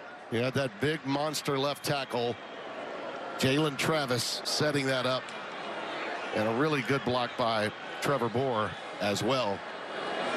He came into the game after the injury to Dylan Barrett. Talk about a team win for this Iowa State team if they hold on the next 8 minutes plus. That's what this has been. A lot of freshmen out there. And more power football from Hansen. 6 yards from him. And this way they can continue to use the clock. And Becht is in Nirvana mode right now. This is where he wanted to be. 100%. And when we were talking to head coach Neil Brown of West Virginia, he talked about how big this Iowa State team is. Yeah. Right? How they lean on you offensively and defensively. He said only the cornerbacks are under 220 pounds, right? Yeah. Everybody on the roster, it seems like, is 220 pounds, especially on defense. And at the running back position, you got Carson Hansen just leaning on this defense and getting what he wants. That offensive line, as we mentioned, averages 317 pounds per man. They are massive. Yeah. Hansen now with 16 carries, 87 yards. Next most tonight is Jackson with 12 yards. I mean, he's been the workhorse tonight. Last week, Jalen Jackson. Prior to that, Abu Sama. They can beat you in a variety of ways in the run game. It's so impressive just because you don't have to just rely on one guy. Whosever day it is, they have their day. Last week, it was Jalen Jackson, and then Carson Hansen came in and started playing well. This week, it's been Carson Hansen that's really carried the load, and it's so impressive to see their depth at the running back position. 3rd down and 4. And they're getting as much out of this drive by milking the clock as they are additional points. Wide open, a shoestring tackle to save a touchdown, but it is a first down as once again, Hansen again gets loose. Anthony Wilson saved a touchdown, number 12. I mean, really good by Hansen to get skinny and get through the hole, and he's averaging 5.4 yards a carry, right? Every time he touches it, he's getting 5 yards falling forward. He's been very impressive tonight, as he was a week ago. Gotta say this about Jordan Leslie's defense, the defensive coordinator. They got a lot of transfers that are melding into a unit, and they have done their best to keep the Mountaineers in this game. But now the clock going tick, tick, tick. Iowa State controlling the clock with their ground game, and they're carrying a few Mountaineers again. This time, Hansen, Trey Lathan, who's healthy again, the middle linebacker, making the stop. You just love to see the boys of Iowa State. I mean, they've done such a good job. Remember, they went down this game early, similar to what they did last week. Now, for Coach Matt Campbell, you don't want to keep going down, right? You would love to start faster, but he has to be proud of the way this team continues to fight their resolve, because they just don't flinch, right? They do not panic, and they just continue to play football the way they want to play and get what they want. Look at that straight eye. And I think he got a little bit of a cadence count to bring Sean Morton into encroachment. And an offsides perhaps is the call. We'll see if he was induced. You don't get to see this a whole bunch in college football using voice inflection. Offside. Defense. Number 5 with contact. Half the distance to the goal. 2nd down. It's really cool to see in college football a quarterback get under center and use voice inflection to get offside penalty. You know, sometimes they do the clap, the fake snap, but that voice inflection really gets you in. When you're really close to the ball, they usually say, well, how can you jump offside? You can see the ball, but you're the closest to the voice of the quarterback, and that's why you get the offsides there. You can tell that he is a player's son and a coach's son. Oh, yeah. You know, Anthony now coaching in the UFL, the Battlehawks of St. Louis. Hansen again burrows down near the 1-yard line. I really thought we discussed this before the game after seeing him last week. You know, the emotions of tonight with Anthony Becht being honored. He was busy last week. He moved, and to West Virginia's credit, they moved this honor of his back a week so he could come to the game, see his son, who wanted desperately to play at West Virginia. Opportunity did not present itself. And now Anthony, the star quarterback for the opposing team. It was kind of a 2 birds with 1 stone deal there. It sure was. Yep. 3rd and goal. Hansen, touchdown. His third tonight. It's been his game.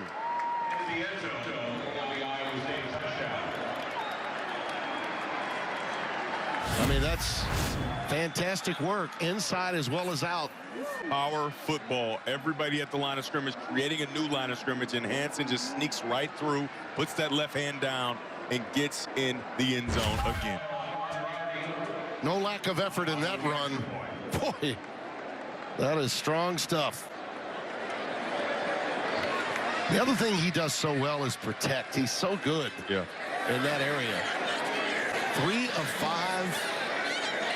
When you think about those touchdowns that he had tonight, those are big-time TDs that mattered a lot.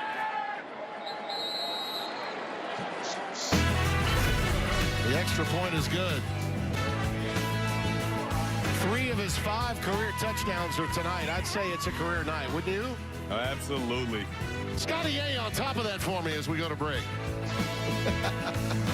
With 3 touchdowns, that's 1 more than he had in his career when toe met leather earlier tonight. What a performance by the young man from Lakeville, Minnesota. Sophomore. I mean, he's a yard shy from tying his own single-game rushing record.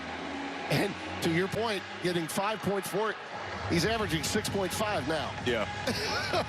It's very impressive. I mean, the whole backfield is very impressive, and he continues to improve. Just a true sophomore. And Traylon Ray's going to bring it out, try to make something happen, and does manage the 33-yard line. Rocco Beck, as I mentioned, for him, quite a homecoming.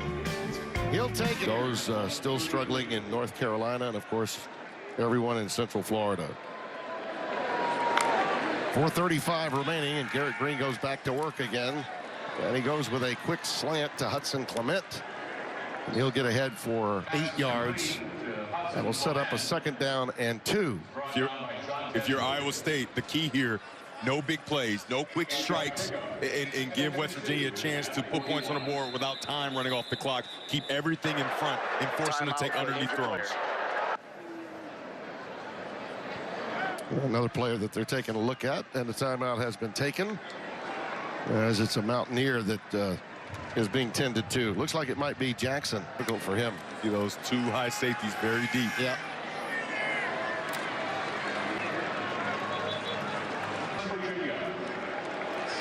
Mountaineers have it at the 50 with time winding down.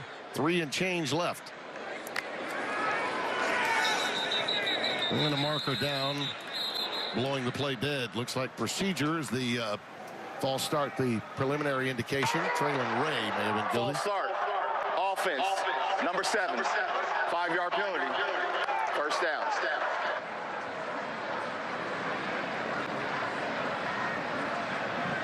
Touched on how important tonight's game was to Neil Brown, and it was for obvious reasons.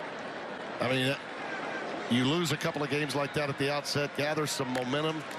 All is not lost. It's just 1 defeat in conference play, but it's the 3rd overall, and I think they are expecting a 9-win season here this year. Hudson Clement was the intended receiver, goes incomplete.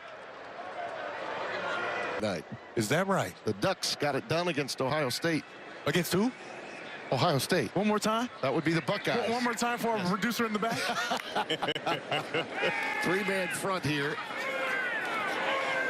Green lets it fly, and it's caught. That's a beautiful play again by Garrett Green. That just shows you his athletic ability. Traylon Ray on the receiving end, but we do have a marker down in the backfield. He's such an impressive athlete at the quarterback position. Offense. Number 74. 10-yard penalty. 2nd down. These penalties have, and this is mounting. Wyatt Milam is a tremendous left tackle. Pro prospect. Here he is right here, the big fella. Oh, he just kind of, it's almost like your little brother. Yeah. You kind of just pick him up and say, hey, you just wait here, but obviously it's illegal to do that. I got him. He's just too good. That's what it is. Yeah, I got him with my long arms in the armpit. He spun right into my chest. I mean, what else do you want me to do? 2nd and 25. Green trying to get it done on his own again. Gets past the original line of scrimmage. After about the 47-yard line of Iowa State, Verdon gets it. 18 yards. So that leaves him 7. So think about that, partner. Our Friday package. You and I have been on a few of those, and we get, I think, Oregon with that victory has a very good shot at being #1. I know who's going to have a #1. Timmy B. Timmy B's going to have a #1 in his rankings. That pass is caught by Clement. I had him preseason #1. I did, Oregon. It's an 11-yard gain there. And they had some close calls, so you shuffle them around, but they will reside Absolutely. at #1 again. I dropped them 10 spots after the first game. I dropped them from 1 to 11. Tim. Yeah. You got to prove it to me every week. Every week, huh? Yeah. False start. Offense. Number 58. 5-yard penalty. First down. Nick Malone, the right tackle, the guilty party. Neil Brown's got a lot to say, no matter who's the guilty party at this stage. This Iowa State football team, just the consistency is the most impressive thing to me. It is. Over the middle and caught. That will be a first down and more for Rodney Gallagher. This is a guy that was a running back. He's a super route runner. Has caught at least one pass in every game this year. Had a big touchdown in that Kansas win. Helped turn around their year. And they got that win against the Jayhawks. 2-minute timeout. Iowa State going to be in the top 10 next week. And I mean high in the top 10. We had a spirited conversation in here during the break. I wasn't involved. Don't you get me involved. There's no we. Well, listen, at worst, Oregon will be #2. Okay? Okay. Should Texas remain #1 more than likely? Yeah. Okay. But beating Oklahoma as badly as they did today. But the AP doesn't matter. It's all about Timmy B's rankings, right? So what will you have? Well, I mean, let's face it. In the end, does it really matter to anybody other than what the College Football Playoff Committee says? That's true. And we know they gerrymander it the way they want it. But don't sell yourself short. Don't show yourself short, Timmy. They care about Timmy B's rankings. Oh, yeah, I'm sure they do. Green's pass is caught at the 10-yard line. Give this young man credit. He's still rifling the ball. You noticed something, we needed to touch on it. Garrett Green, they've not been able to run the ball as well tonight, and he's had to throw it too much. Yeah, and on the season, the times he's thrown 30 passes or more, which is what he's going to do today, he's thrown 2 interceptions. Yep. Right? It's just the volume is just a little too much. Yep. And some of those interceptions aren't his fault. But when you put the ball in the air, bad things can happen, right? That's just the reality of the situation. And tonight, they weren't able to establish the run game the way they wanted to. That pass was intended for C.J. Donaldson. They wanted a pass interference. It's pass interference for sure. I mean, Freeler has got a hand, shoulder, and the jersey. And if he had black gloves on, I understand, right? You can't really see. He's got red gloves on. He's clearly pulling his shoulder pad, and they don't throw the flag. That's a few missed calls today that didn't go in West Virginia's favor that probably should have. I think the grounding call that wasn't called back really got under Brown's skin. And he was correct. It was a grounding call that wasn't called. And got an incompletion there to the big Cole Taylor over the back of the end zone. You know, it really did change the game when you think about it. Yeah. You know, that's what you never want to see. Rick Jackson's a great replay official. Our referee, Trayvon Barrett, does a good job. Just so happened that's not a reviewable call, and that really cost West Virginia. I don't want to let West Virginia completely off the hook. That penalty, they didn't get points out of that drive or anything like that. They just punted the ball away. So it would have kind of been same, right? They would have got another down, or they could have declined the penalty. Either way, West Virginia got the ball back. No doubt about it. Wide open as they flood the zone. Touchdown, Jaheim White.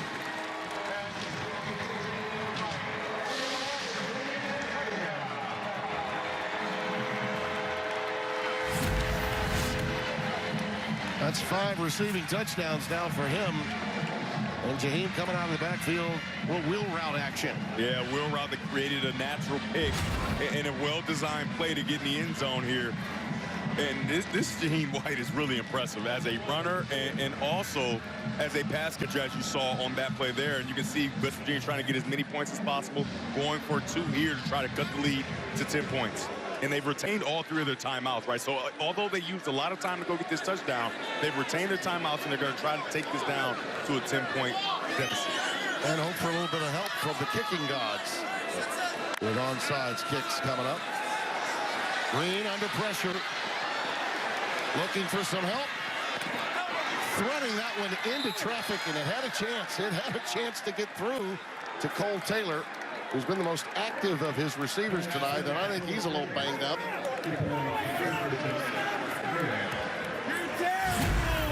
But no good. It was his only chance, though. I give Green a lot of credit. He had some zip on that throw. And he's got a powerful arm, and that's tough, man. Throwing it kind of back into. That's a great throw. It's a great throw. It should have been called for sure. Yeah, should have been. What a nice throw by Garrett. I mean, he's done some nice things all night. I mean, we highlighted it. He's one of the more dynamic quarterbacks in the country, and his ability to run and throw and put pressure on the defense. However, you've got to establish that run game so that you can get off those play action passes, and they did it early. Early in the game, they looked like they had control of the game on the ground, went away from it, I think, a little prematurely, and they just weren't able to have the success that they wanted, especially after coming off of an amazing performance on the ground a week ago. Green with 206 passing yards, 87 rushing yards. Yeah. Problem for him tonight, he didn't get enough help from White and Donaldson on the ground. And the 2 picks obviously were big. And that can happen, as you mentioned. Statistically, it's been true all year long whenever he's had to throw over 30 times.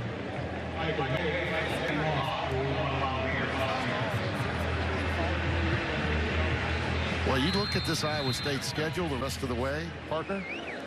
I don't know a game that they wouldn't be favored in. Yeah. This was a big one for them. The toughest environment on the road that they've played in to this point.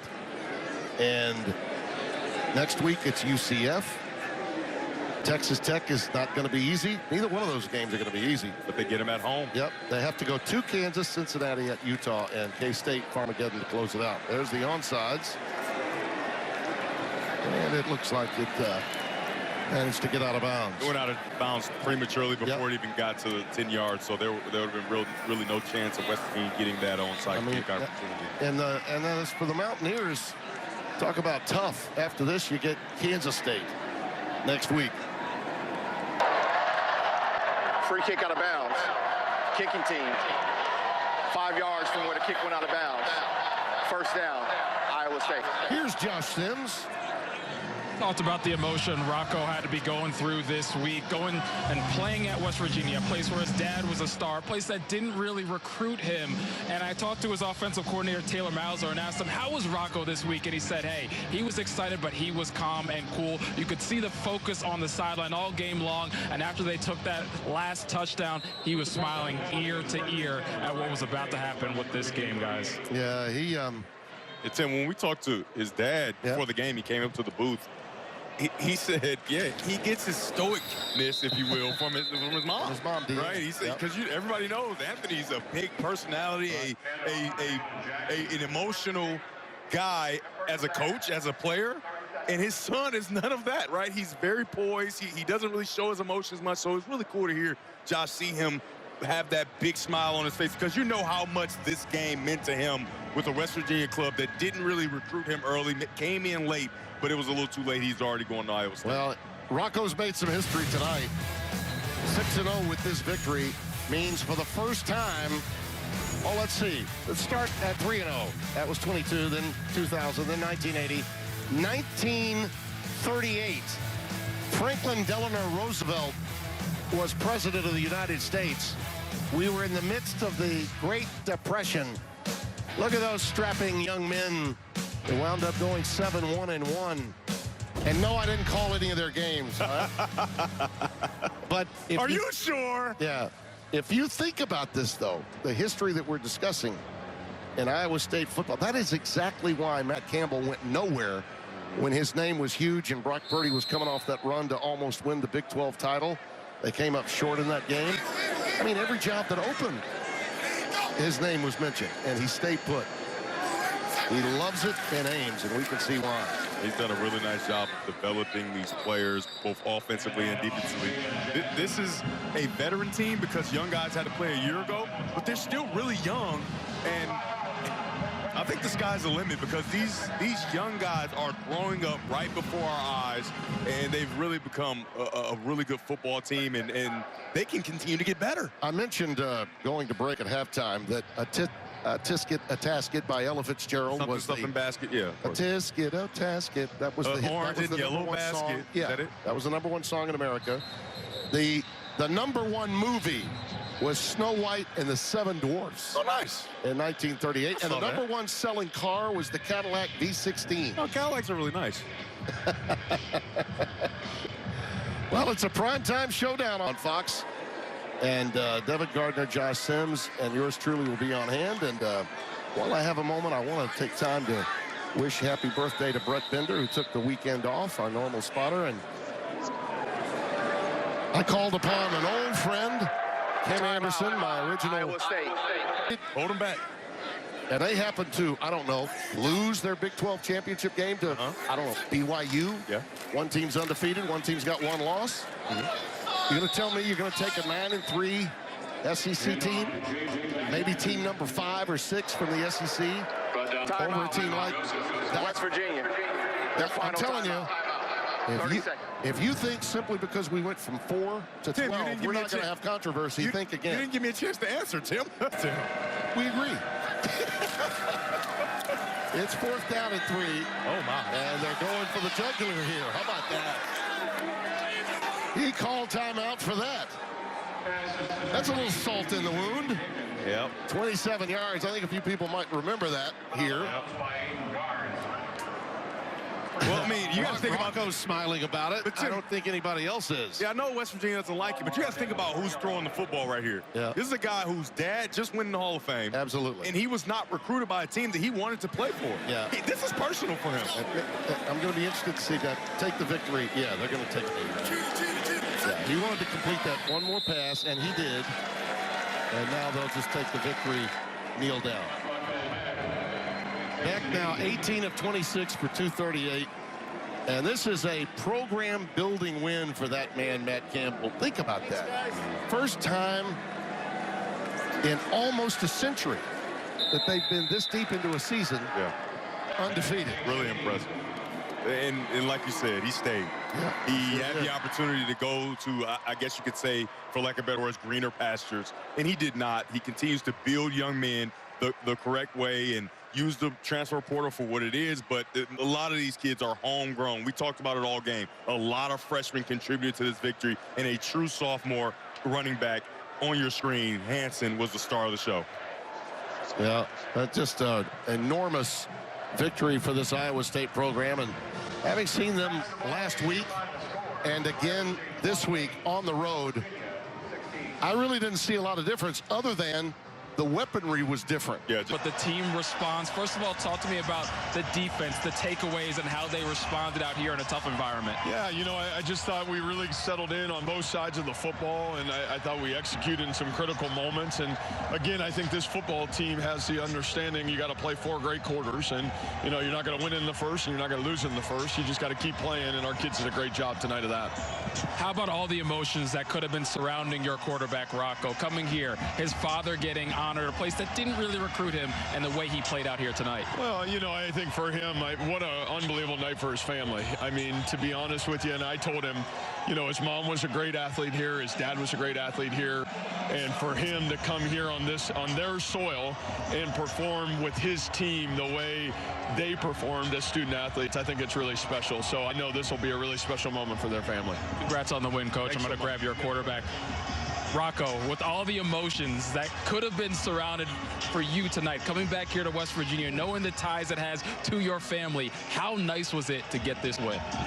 Man, I don't really have any words. This one feels good. I know my dad's super pumped in my family, but all I wanted to do was come in here and get a win. That was my goal. So no matter the stats, just come in here and get a win was my goal. It seems like every week a different running back can go off for you guys. It was Jalen Jackson last week. How about the performance of Carson Hansen out there tonight?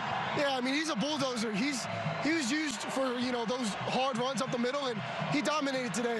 And credit to the offensive line, they balled out today as well. So, you know, every single week somebody's going to step up. Eli Green, he stepped up for us today when Jalen went out. So a lot of guys are stepping up. A lot of guys are getting better, and I'm looking forward to this season. Congrats on the win. Go celebrate, Rocco. Anthony may be a Hall of Famer, Josh, but his mom, Deanne, is too. She was a gymnast at Rutgers, then injured herself before coming over to West Virginia, where she met Anthony Beck, carried him to all those games, all those Pop Warner outings when his dad was playing in the league, chasing his own dreams.